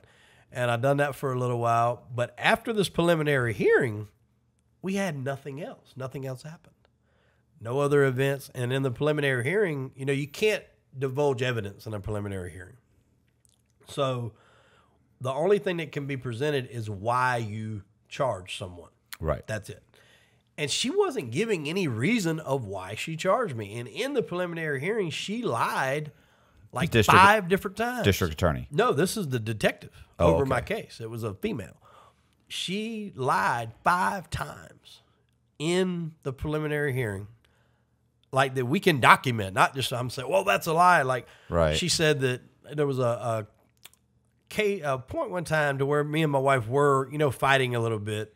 And they said that there was a report wrote up to where she said that he answered the door and he was holding a gun and a knife. I'm just like, well, how does somebody answer a door holding a gun and a knife? Mm-hmm. What was in the report was that my wife came over and she said there was a gun on the table. Now, this is before everything happened. Right. But there was usually a gun somewhere around close. Like, I'm a gun enthusiast. I have a lot of guns. I've got 38s, 9mm, SKSs. I mean. But they only mentioned the knife. Yeah. Well, so the report only mentioned the knife. Well, she said gun and a knife in lieu of I was holding them. Like I answered the door holding a gun and a knife. I was like, how the fuck do you answer a door holding a gun and a knife? Then there was other reports to where the guy it was come out later that he was on steroids. He actually took steroids that night. He took 2 vials of, I don't know, whatever you call it. I'm not into steroids, obviously, as you can tell by his physique.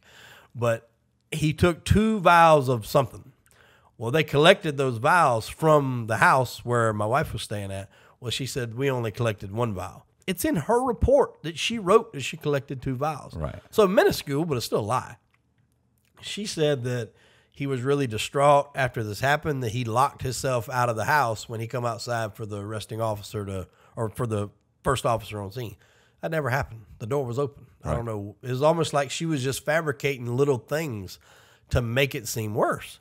Then she said, my lawyer was like, well, have you ever known him or any reports to him being a violent person? And she said, yes. And he was like, what? Yeah, well, tell me. And he said he wasn't allowed to go to the school to pick up his child because he and his wife were having arguments and he was banned from going to the school. I'm sitting there looking, I was like, she's a fucking liar. Like, this has never happened. We go and we interview the principal, and the principal's like, no. He's like, if anybody bans anyone from this school from coming and picking up someone, it's me. Nobody has that authority. And he's like, I don't even know if I've ever met the man. He said, I've seen him, but we've never really formally met. And he said, I've never went and told him that he couldn't be here. And he said, if I'd done that, there would have to be some sort of documentation as to why and, reasoning and stuff like that. So I was going to say, she just manufactured the whole thing? Well, not quite, but what it was, there was a school resource officer that was there. And I guess in one of these times when me and my wife were arguing back and forth, I think it was over something about how much money we were going to be doing, child support. We were trying to figure out the logistics of it. This is before, obviously, the incident happened. The resource officer overheard my wife and another lady talking. The resource officer went and wrote up something. My wife didn't even know because she spelled her name wrong on the report. And when I told my wife about it, I'm like, did you fucking write a report on me? And she's like, no. We went and found out that it was her, the school resource officer wrote the report, which even that didn't have anything in it saying that, you know, I was violent or anything like that. And what it was it said that, you know, overheard her and her husband was arguing a possible situation that could come to the school. Like she was just basically doing it as something to document that this is something that could happen down the road. Right. The detective took that and rolled with it and was like, he wasn't allowed to come to the school. Yeah, it doesn't say that at all. Yeah, it doesn't say that at all. And then we had to print. So like I said, it's like 5 or 6 things that she lied about by herself just in that. And I mean, I don't know logistically, I don't know if that's considered a trial, but like you can get in trouble for that, for lying under oath But on they a murder don't. trial. Yeah, but they don't. They never do. Yeah, they never do. Well, one thing that I will circle back, one quick thing. There was, like I said, I told you, I fired 3 shots. 2 went through, 1 didn't. So obviously, if you got 2 exits, then you should find 2 bullets somewhere in the house. 1 struck the refrigerator, like I told you. The other one, they hit the water. Mm-hmm. I found that when I got out of prison or jail. Right. We had to call them to like, hey, we found a bullet, like that obviously y'all didn't find. So that was a real bad look for her, right? Not finding that other bullet. And that was, I think, kind of like the first thing is, you know, how bad did you really botch this whole case?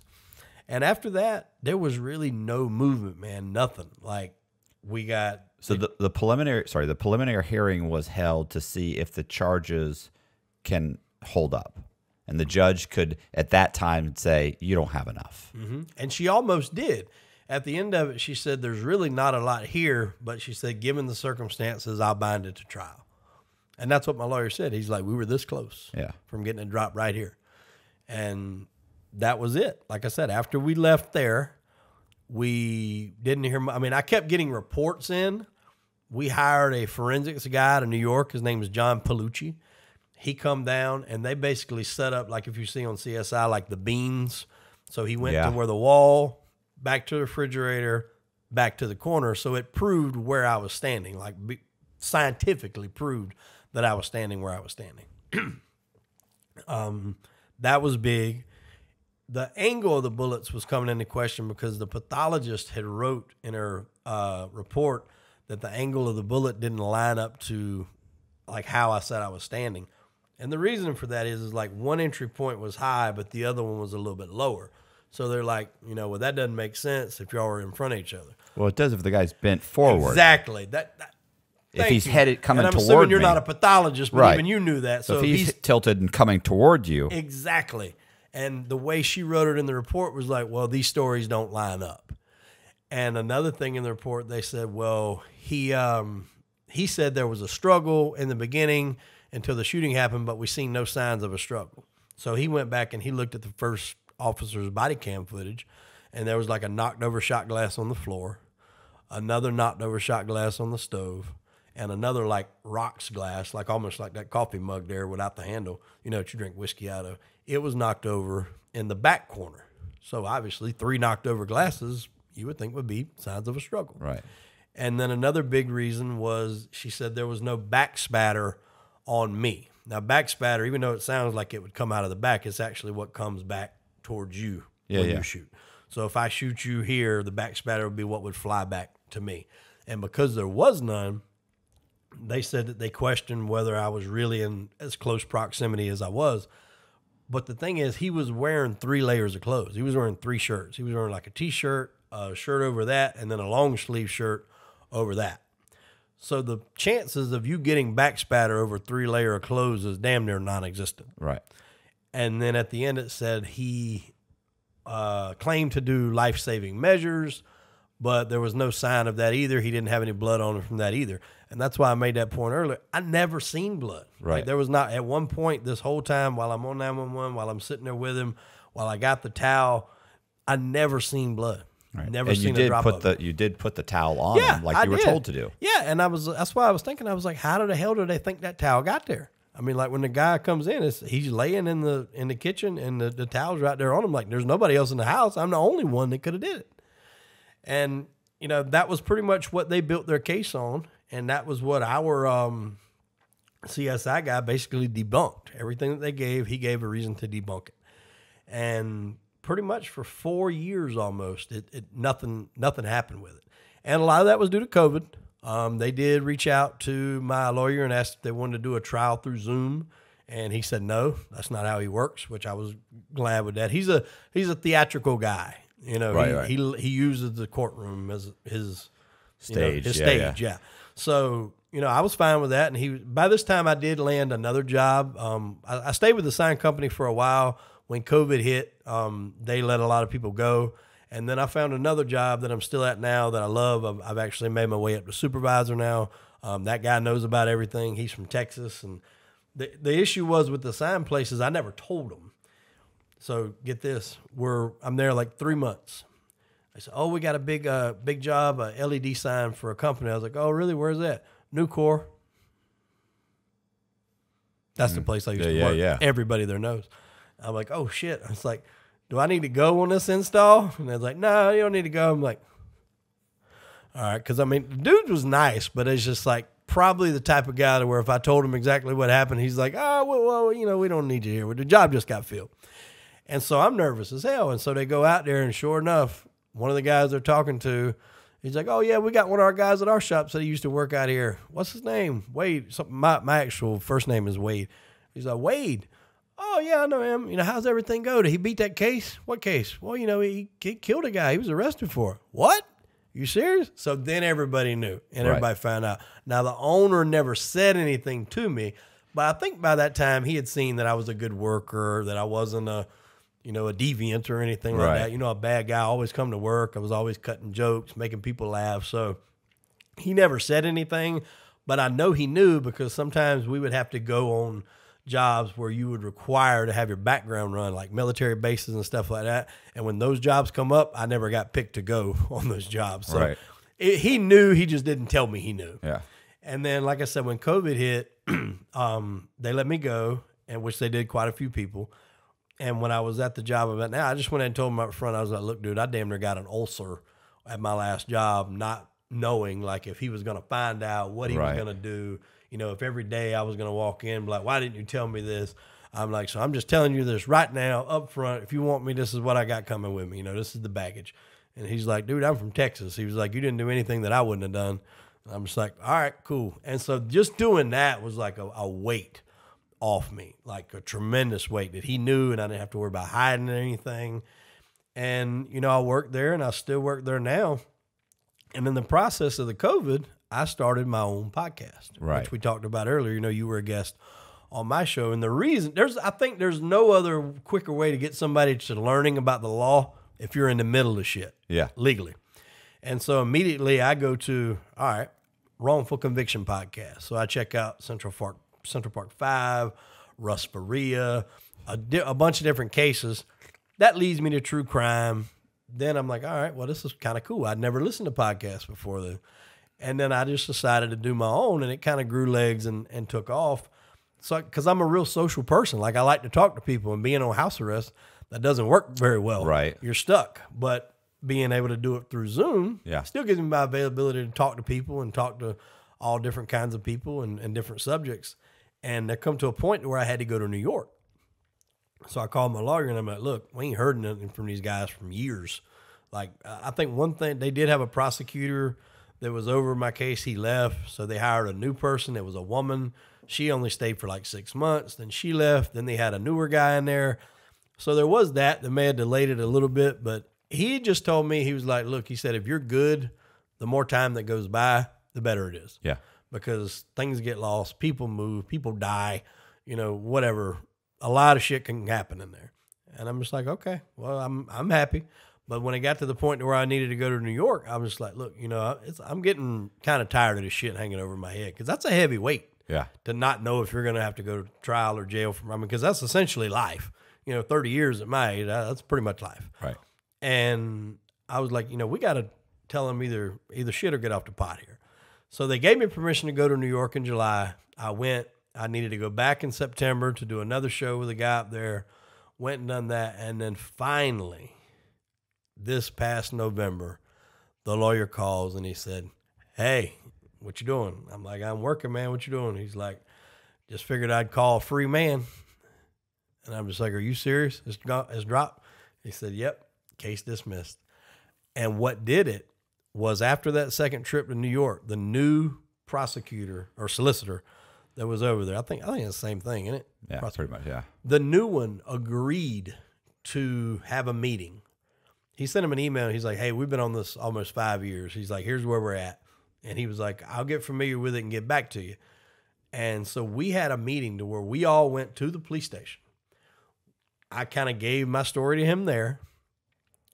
They played a PowerPoint, which is everything I was just explaining to you about, the knocked over glasses. They had it all highlighted. Right. Like they made it very easy for you to see what's going on. The forensics and all that. Like, we're going to tear you apart in court. Yeah. And then they came to the house. So I had the prosecutor, solicitor come to the house with one of his other guys, a crime scene guy from the police. They all come to the house, and seeing it in the picture in person paints a very good picture of how it went down, because this is not a wide kitchen by any means. You're already in a compact area. So the fact that if somebody's laying stretched across the floor, if you stand them up, like their full body length, and he's maybe, 5'8", 5'9", something like that, there's not a lot of room to be had. Now if you were laying up against the refrigerator, that's one thing, but he wasn't. He was still probably a good 6 inches to a foot away from it. So I think seeing that really put it in perspective for him that, like you said, if we go to court, we're going to get fucking annihilated. Right. And not long after that, they dropped it. And I want to say hats off to that prosecutor for even doing that. Because he even told me, he said, this is very rare. He said, most prosecutors don't do this. He said, so the fact that he's coming out here to do this is, something special. He said, but at the same time, it's a risk because we're showing him everything we have. Yeah. So he can go and say, all right, well, they got this. We need to, do whatever. But luckily it all worked out. And finally, after 4 years, 9 months, it finally got dismissed at basically the 31st of October. Nice. That's fucking, honestly, you'll probably die about 5 years earlier, though. Oh, yeah, I'm sure. Yeah. Probably 10. Yeah. Because, that's what I'm thinking, and it doesn't even stop at me. My son, every grade he goes up, see, I don't know how it is here, but, we have schools in these communities. Yeah. All the insider schools are. So, obviously, you got Facebook, schools right too. right down the street. Yeah. A block away. So you got that. Then you got Facebook and all these parents and everything. So every year somebody goes, oh yeah, I know your dad's the one that shot somebody. Yeah. Every year he has to go through that. And there was a period of time, it was about halfway in between this, I own a Siberian Husky. And my neighbor has not my immediate neighbor, the neighbor of my neighbor had a pit bull. This dog was notorious for getting out and biting people. Right. And I come home one day from work and it had jumped the fence and messed my pit bull up. Bad. Your pit bull? No, my husky. I'm sorry. Okay. The pit bull messed my husky up. So we had to take him to the doctor. He wasn't in fear of dying, but he was bleeding from a lot of different places. It messed him up good. He couldn't walk for 2 or 3 days. And so I was super pissed. I was she came over to the house and was trying to apologize. I'm I don't want to fucking talk to you. It had already bit my son a year previous. Now, when I say bit, it was like a nip. Yeah, but still. Yeah, and I didn't say too much about it, but I did say he's not going to go back down there because there was a situation where they were playing basketball, and I was like, well, maybe the dog was just playing and it just, bit a little too hard. But I just told him, I'm hey, don't go down there no more. But this was different. This dog now had jumped in my yard and done this.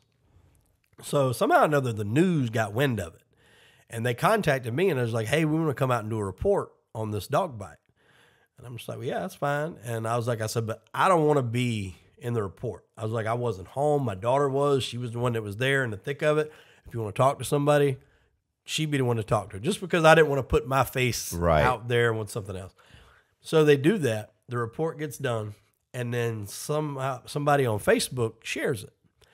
And then this lady comes on and she's well, I'm not sure how, but she said, I'm pretty sure this girl is related to the guy that shot a man in his house. Right. And got away with it. And somebody was well, how would you know that?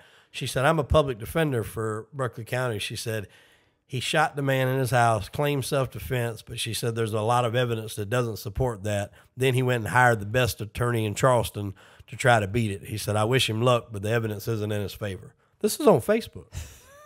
And she's a public defender. Like an asshole, right? And I didn't say anything. And certainly you know, even as a public defendant, like the likelihood that she's actually gone down, looked at the case, like she may have been around the water cooler, and the other public defender said, "Well, it doesn't look good for him," or some bullshit. But the fact that she went down, looked at all the evidence and everything else, like that's highly unlikely. Yeah, and then later on, somebody even said, "Well, if this is your job, and like, you know, maybe you shouldn't be on here putting shit like this on Facebook." Yeah. And she was like, "Well, yeah, I may have said some things that probably shouldn't have been said on such a public forum, but I've had a few cocktails. It is what it is." And I'm just like, what the fuck? And I can't say anything. It's burning me up inside. I can't say anything. I've had a few drinks, so I get to accuse someone of murder. That's what the lawyer told me. He's like, you cannot go at people on his Facebook. He's like, let them say what they're going to say. They're going to say it. He said, if you go at them, it'll become worse. And he's like, just don't respond. So for 4 years, I never responded to anybody. And any time there's like a firework or a gun, or somebody thinks it's a gunshot, the neighborhood is backed up to some open land. So there is hunting that goes on. Anytime anybody hears like a gunshot, for some reason, my name always gets brought up. Right. And it's a lot of people now are gone that were here then. So they're like, oh, there was a murder. What happened? And the situations that people come up with, oh, a guy caught his wife in bed with another woman and he shot the guy. I'm just like, that is fabricated as fuck. Like, that's not even true. People are scumbags. I'm like, we were living in different houses. Like, why would I? I was just like, it was so frustrating. But so she moved back in. Mm-hmm. I'm assuming you're still together. Mm-hmm. Everything worked out. Still together, going strong. You know, like I said, that the whole thing was we were getting back together anyway. Yeah. That was the step. This happened in the middle of it. So obviously, it kind of put a lot of pressure on us. And I mean, it still put a lot of pressure on us because, you know, it's not been easy for me, man. I mean, there's a depression aspect of it. There's a worry. I mean, it's basically like for 4.5 years, I contributed to saying if I went to see if I had cancer, and I've been waiting to see the results for 4.5 years. Right. Because essentially this would be terminal, like I wouldn't get out of prison.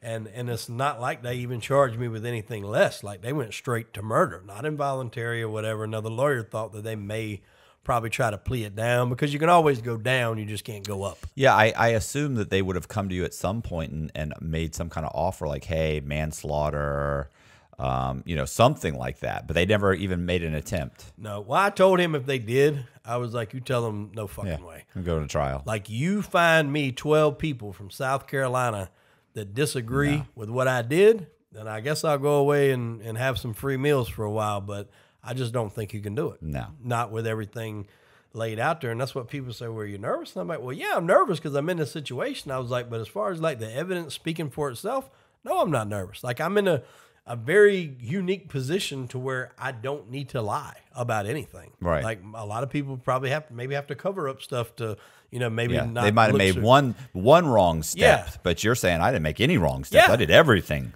That was correct. Yeah, I didn't do anything wrong. But still found myself in it. And that's what really opened my eyes to how much this happens. Because there's not a doubt in my mind. It's not a racial issue. It's not a black or a white issue. It's a green issue. It's a money issue. And if I hadn't had the money to go get a good attorney, there's no doubt in my mind you and me would not be having this conversation right now and I'd be behind bars. All right. There's not a doubt in my mind. It all boils down to money. Well, actually, I mean, we were actually talking. I was like, oh, a lot of times they'll charge you with this. And then eventually the more they'll let you worry and worry and worry. And then they'll come and they'll say, okay, let's do this. We'll let you charge to this. Even though you're not guilty of anything, the fact is a lot of people say, you know what, I'll take the manslaughter charge. Why? Because I'm just too terrified of being found guilty of murder and going away for 30 years. I'll go ahead and go for 5 years. It's already been a couple of years. So I'll go for 5. I'll get out in 4. It's fine. I don't think I did it, but I'm so scared. And they bank on that.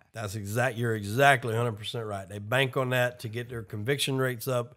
And essentially, that's all public defenders are anyway. They're plea deal brokers. Yeah. I mean, they try to get you plea deals. They don't have and to defend them too, they don't have the resources to help you like a paid lawyer will. Right. So that is their best way to help you is, oh, you're looking at 30 years. Well, I can get you a plea where you do 7 or 10 or whatever. Right. And that's how the prosecutors move up the ladder. I mean, that's their way to climb up the charts. Like you and I on YouTube, our way of climbing up the charts is getting good content, good guests, good episodes that spread around and people watch your show. Theirs, they want to put people in jail for life, and that's how they move up the ladder, and they don't give a shit if you're guilty or innocent. It doesn't matter. You know, it's clickbait. Yeah. You know, think about it. Like, I know that this sounds better. It's not really what you're about to watch. Yeah. But I know it'll get clicks. So I know it'll get a win. Oh, yeah. It's not quite there. And some people will watch the whole thing hoping that that title is in there somewhere. But then in the end, they watch an hour and a half thing, and it's not really what happened. But by that time, I got you. Mm-hmm. So, you know, so it's the same thing. Like they say, well, he answered the door with a knife and a gun. He, you know, in his hand, or he this, or the bullet trajectory doesn't line up with the story, or well, you know, all that's not true. Mm-hmm. You know, but I'm gonna say it because it'll keep the charges solid. It'll lead to maybe us going to trial, and maybe I'll get lucky and he'll take a plea. You know, so they do that, and you know, well, the only problem is that they're playing with people's lives, and you know, exactly. I told my lawyer I was not taking a plea. Yeah, and they'll justify that to them. That's what kills me about prosecutors. It's like you're actually like you sleep like a baby at night. Like, did I steal some money? Yeah, I stole some money. Did people get inconvenienced? Absolutely. Did people financially get harmed? Yes, there were some people that lost $5,000, $10,000. You know, did I ruin their lives? No, their lives aren't ruined. But you get in front of the judge and you say, he ruined people's lives. Like, knowing that's a lie. Mm-hmm. Just to inflame the jury or the judge and get them on their side. Like, and then somebody ends up getting 20 years for something that really probably should have gotten a couple of years. Mm-hmm. Not in my case, but I mean, like for drugs or something, you should have got a couple of years. You gave him 20 years. Because he pissed you off because he went to trial and didn't want to take the year or two, and you sleep like a baby at night. Like, you didn't save society. You just cost society $500,000 mm-hmm. to incarcerate this person for 20 years, when the truth is this guy was selling, dime bags, and you treated him like he was a fucking kingpin because you're pissed that he didn't take the deal. Yeah. And that happens a lot, man. A lot more than people realize. And once this happened to me, I dove into, like I said, a lot of wrongful conviction cases and stuff like that. And since then, I've been able to have a few of those guys on my show, like Russ Faria. He had a show on, I think it was Hulu. It's on Peacock now, but it was called The Truth About Pam with Renee Zellweger. And basically, his wife was dying of cancer. She was stage 4 cancer. She was literally going to be dead within a couple of months. Right. Like, it was the last stages.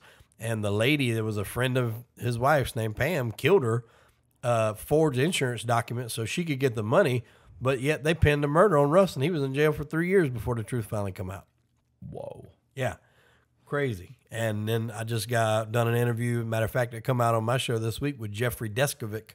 I don't know if you know who he is or not. He's been on some other shows, but he was arrested at 16 for the rape and murder of a classmate. Everything about his confession, everything was coerced, and he's done 16 years in prison before the Innocence Project got involved with him, and they found that he was not guilty, and he got out. And since then, he's actually became a lawyer to help, fight these things. And he actually, when I interviewed him on my show, he actually had the first guy, since he became a lawyer, his foundation had gotten people out, but since he actually went and got his law degree, this was the first guy that he got out, and he was on the show. So it happens a lot more than people think. And, when you break down percentages, like, oh, well, something's bound to slip through the cracks. That's not something that's supposed to happen when you're talking about people's lives. That's not minor. No. And I want to say the percentages are like 10 or 12% of people that are incarcerated or wrongfully incarcerated, probably higher than that because they just took a deal, like you said, because they were scared.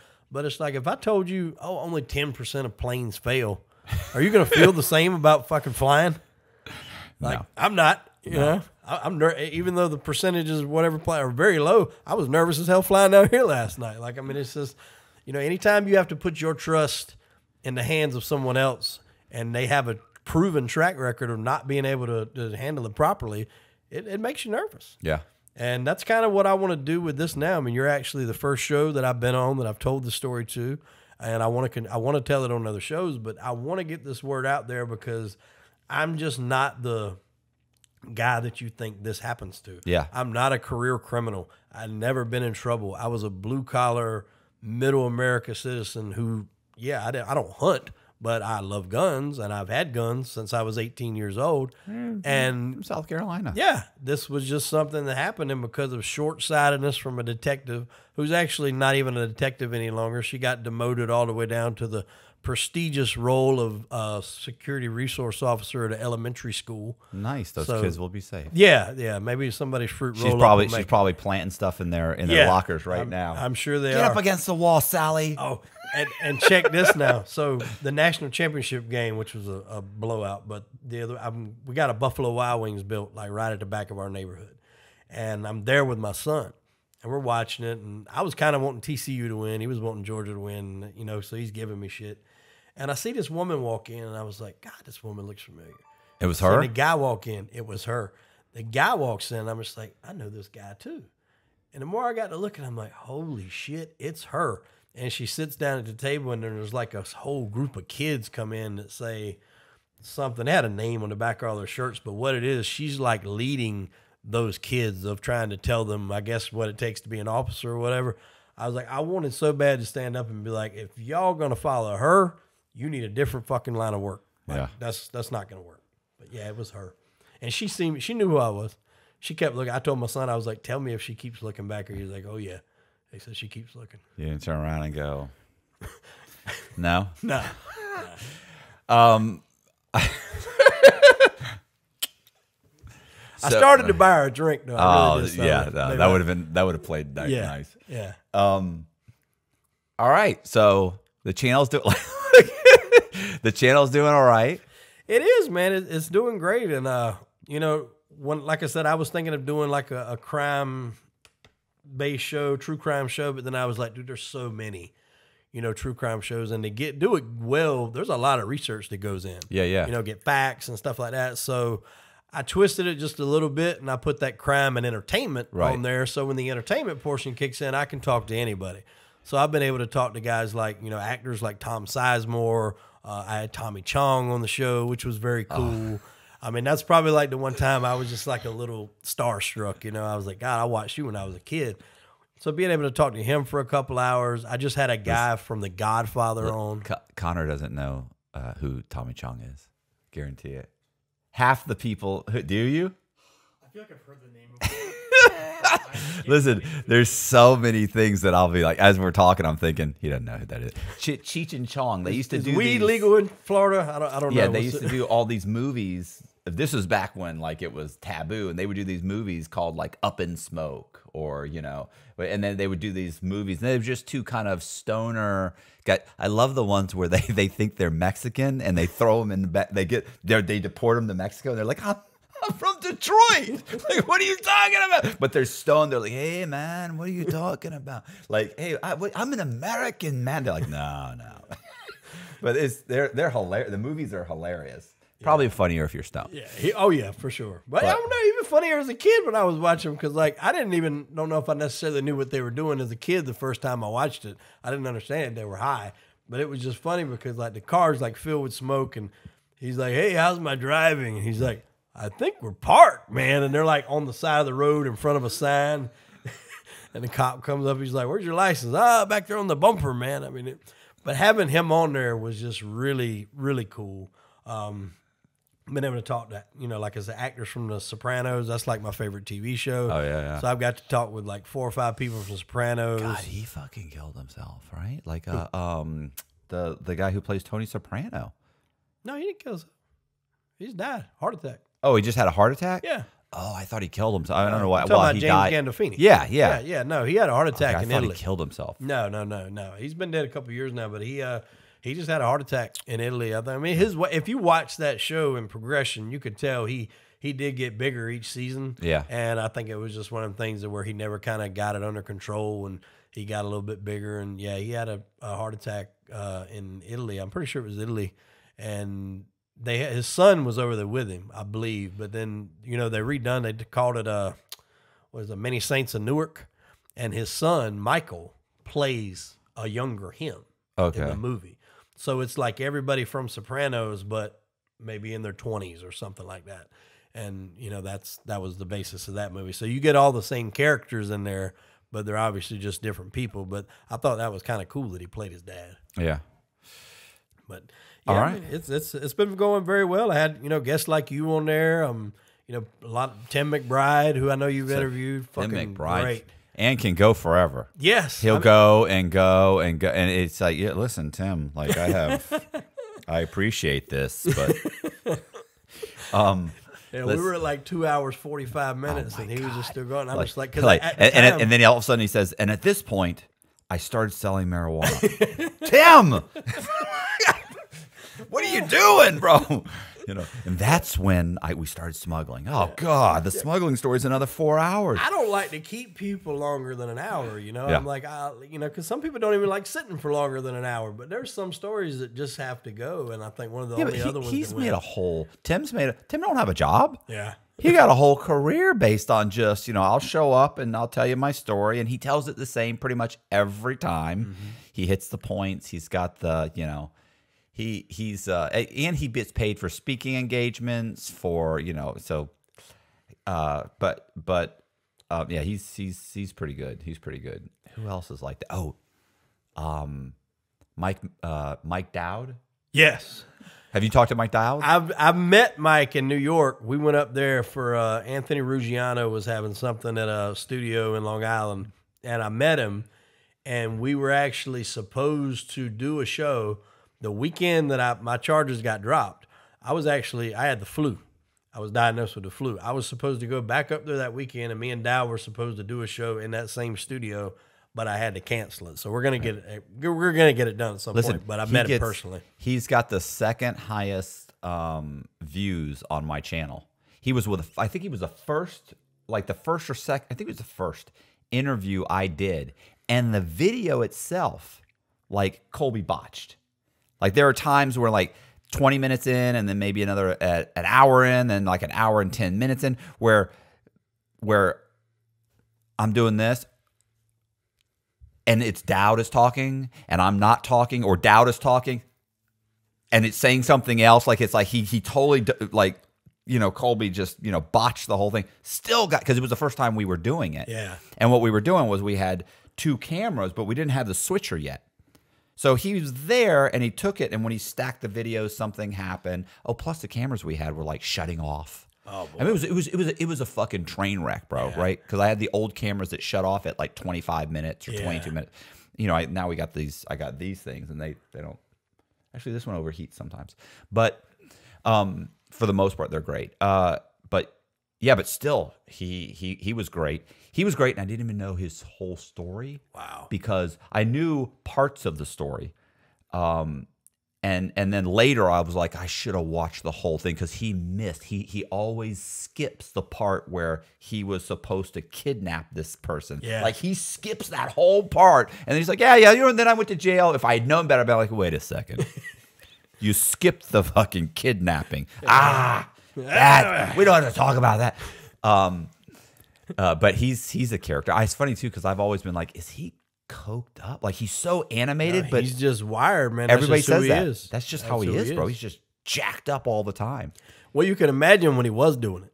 Oh God! Like he said, I don't know. Have you watched the whole documentary since then? Since then, yes. But so he said he just like pulls in his Corvette in the damn Chiefs parking spot. I mean, like, yeah, he's I a can maniac. see him doing that. He's a maniac. You know what's so funny is you'll talk to, like, I have a cousin who's a meth addict, right? And there are some people, like if I drink coffee, like I can't go to bed. Like I can go upstairs. If I drink a cup of coffee, I can't go upstairs and go to sleep. But because my cousin's like a meth addict, and he's just wired different. He'll drink 2 cups of coffee and it puts him to sleep. Wow. And it's like, what? And a lot of these guys are like this. So I was wondering, like, if this is Dowd normal, what's he like on coke? He may be like drowsy, like falling asleep, and totally like calm, like you're talking to an accountant or something, instead of this maniac. But yeah, I've had some great ones. Listen, you know what? Another podcast I had was a guy named Walt Pavlo. You weren't here yet with Walt. This was at the old house, at the old place, the old house. I'm gonna say the studio. It was really my apartment. So at the old studio. And Walt, we had a conversation, and I knew a little bit about Walt's. Like he was a part of MCI. He worked for MCI, And I thought, okay, so you fudged some numbers. No big deal. And, you know, that's it's like I had heard bits and pieces of the story, but it was such a boring story. I never followed. I never really watched the whole thing, right? Right. Then he came and he told the story. And as the story progressed, I was like,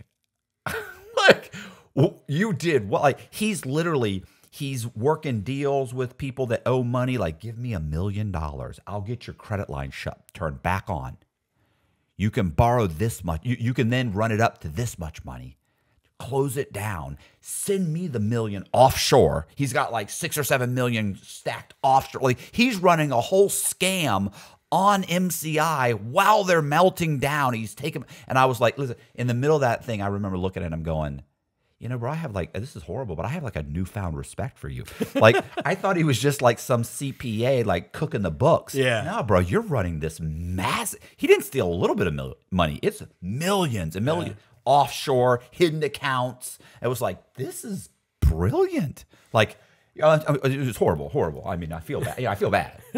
But, you know, but yeah, it was. Tommy, you know, Tommy got locked up. Speaking of Tommy Chong, he got locked up for a little while when he had his bond company, and it was when Biden and Obama was in administration. There was something that they were trying to get him on of selling paraphernalia across state lines or something along those lines. I forgot the specifics, but basically he copped to the charge. We got like 6 months in prison if they would leave his family alone, because they basically said they wanted him. He was the name.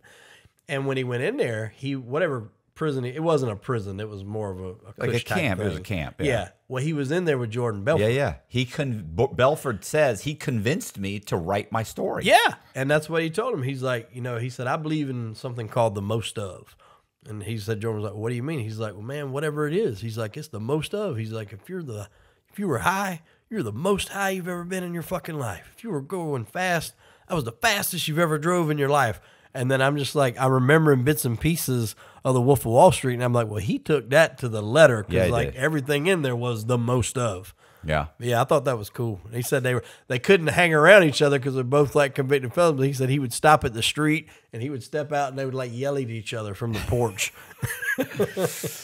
Well, all right. I mean, we're good. You feel Yeah. Got anything else? No? I mean, I guess the biggest thing is, you know, people, when you see something on TV, if you see, because I'll even admit I was like this. When you see something, they made an arrest, I was like, well, damn, he must have did it. Yeah. You know, it was just how I was, my mode of thinking at the time. Now, no. not so much. No, listen, what about Law and Order? Like, I used to watch Law and Order, and like there were times when McCoy was the district attorney. So McCoy, you don't know what Law and Order, you've heard of it? Unbelievable. Well, longest running fucking program ever. So anyway, like multiple series, spinoffs, everything. Anyway, McCoy would find out in the middle of something of the investigation, and he'd charge this guy. In the middle of it, something would happen, and he would go, "Oh my God, like he's not guilty." And then they would be like, "Quick, where is he?" "Well, he's in Rikers right now." "Call the warden. We got to get him out." Like he's a fit. Like, "Oh my God, I sent the wrong man to jail. We have to get this." Listen, in real life, they go, shh. Don't say anything, bro. We got a conviction. He's in jail. Shut the fuck up. Yeah. Like, we're good. Let it like, go. yeah, like it's fine. It's fine. He had his day in court. It says he's guilty. Yeah, but you know now. I don't know anything. That could mean anything. I don't know. Like, suddenly it's like, are you fucking serious? You know the guy's innocent. In the movies, they're offended because prosecutors want to do the right thing, right? But in real, I mean that's in the movies. But in real life, a lot of times they want a conviction. Like, I don't really think this guy probably murdered him. He maybe it's manslaughter. But I think I can get him for murder. Okay, well, wait a second. Like, you just said, well, yeah, but if I twist it this way and do this, and I think I can get that guy down the street to say this. I think he'll say that if I push him. I think I can convince the jury. It's like, what are you doing? There's nothing here. There's not even this. Or they overreach. Casey Anthony, murder. Okay, but you can't prove murder. Why don't you leave manslaughter on the table? No, we'll pull it. and will force them to convict her of murder because they have to charge her with something. Yeah. Well, guess what? They don't charge her. They say, nah, I don't see murder. Maybe manslaughter. We're not going to charge her. But there's no manslaughter. They took it off the table. So so is she guilty? No, not of murder. Boom, she goes free. Yep. So, you know, people don't realize the games they play, and sometimes it works to their advantage, and sometimes it doesn't. Sometimes guilty people go free, and sometimes innocent people end up getting fucking 25 or 30 years. Yeah. I mean, in researching this, I found out it happens a lot. You know, and like I said, a lot of it, like we mentioned earlier, boils down to who you can have as a lawyer. And even sometimes a good lawyer can help. I mean, Casey Anthony's lawyer, at least, I don't know how well he was known at the time. I know he's big shit now. But he was amazing. And then he got off, what was the football player? Hernandez. Hernandez. I mean, Hernandez killed himself because of the second case or whatever that may have happened. The other one, he got him off on the second one. Never got him off on that case. Like, it was insane. It's like, wow, this guy... Even Casey Anthony's, the fact that he got her off was insane. Yeah, that was insane. Matter of fact, his name got brought up when somebody was saying, when we were talking about Jose Baez. Yeah, is it Baez? Baez? Oh, Baez? It might be Baez. I can't remember. Jose something Spanish. Yeah, and I was just like, oh, shit. I was like, yeah, I'll stick to local guys, you know. But plus, I mean... plus you had, not that it couldn't have gone bad, but honestly... You had a solid and probably, which is probably a mistake on your part, is you're like, I'm innocent, which may or may not have meant anything. Yeah. But the fact is that, you know, so one, you had, hey, one, I'm innocent, and two, you're thinking like, this should be a slam. If I do go to trial, like, it could go either way, but it's like, I know I haven't done anything. Well, what we were thinking of, or what we were going to make a motion for, is what was called a Duncan hearing. And that's basically a plea of self-defense and castle law. Now, that wouldn't be the trial. That would be us. So at that point in time, we have the burden of proof on us to prove that we acted in self-defense. If they would say, okay, well, no, we don't see self-defense, you know, denied or whatever, then we would have to go to trial. Then the burden of proof gets flipped to the state to prove that I done this or whatever. And I'm just like... Even from the start, from the first piece of the conversation, like, I don't reach out to that guy. He reached out to me. Yeah. Like, murder is premeditated murder. Like, at no point in that time did I have time to think or plan any of this. I was at home in bed watching the UFC. I mean, so all of it was there. They took my phone. They took his phones. All of it was there. So they had it all. They knew it. I think it was, my opinion, at the end of the day, a rookie cop rushed to, or not rookie, I shouldn't say rookie, but newly promoted to detective, rushed to judgment. And in doing so, it cost me, you know, probably up by the time it was all said and done, because I had to pay for that forensics guy to come down. We had to pay, he flew down twice. It's probably going to be close to like $100,000 that I've been out of just to prove that I'm innocent, and all for them to just drop the charges. We didn't even have to do the Duncan hearing. They just dropped it. And to me, that's basically saying, my bad, we fucked up. I just wonder how many elementary children right now are having drugs planted in their lockers from this woman. The incarceration rate in the local juvenile facilities is going to be going through the roof here. Skyrocketed. All right. We're good? Yes, sir. We're good, man. Appreciate it. No, I appreciate you flying down. I appreciate you coming and doing it in person. And that's what I want to do. And I want to get on a few more shows and just spread the word about this, because we mentioned earlier, you know, this you wouldn't expect a guy like me to be involved in something like this. You would think it was clear. Anybody that I ever told the story to was, oh, well, that's self-defense. Yeah, most sane people think that, but I guess some people didn't. Yeah.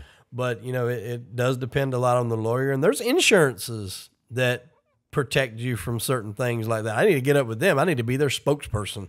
I need to be like, dude, you let me go at a seminar, you're trying to sell this insurance, I'll tell them how much money they can save, because it happened. Yeah. And basically it's like, if you pay, I think it's like, we'll just say $20 or whatever, you get like $50,000 worth of coverage. And if you're found not guilty, then you get, you know, everything's paid for. It's like Carry Guard or USAA, but it protects you in these situations. Yeah. So if you use your weapon and then you get charged, they cover all the expenses. Kind of like I do for the home title lock. Yeah. It's like a little spokesperson. Hey, if you like the video, do me a favor and hit the subscribe button. Hit the bell so you get notified of videos just like this. Share the video to all your friends and family. Also, do me a favor and leave me a comment. Like the video. Leave me a comment in the comment section, because I kind of botched that, but that's fine. Leave me a comment in the comment section. I will respond to, I'm going to go with 80 to 90% of the comments. Some of them are just there's just no reason to respond. Also, you can, if you like the video, you can thank. Oh, sorry, I think I spit on you. Thank me. You can thank me by hitting the thank you button, and it allows you to donate like $1.99 or $4.99, whatever. Those are awesome. I appreciate that. I also have Patreon. This is the whole pitch. So I also have Patreon. Also, in the description, we're going to leave the link for Chip's YouTube channel, Crime and Entertainment. And also, if you like true crime, I've got like 6 or 7 books. The links will also be in the description box. And yeah, I appreciate it. And thank you very much. And see you.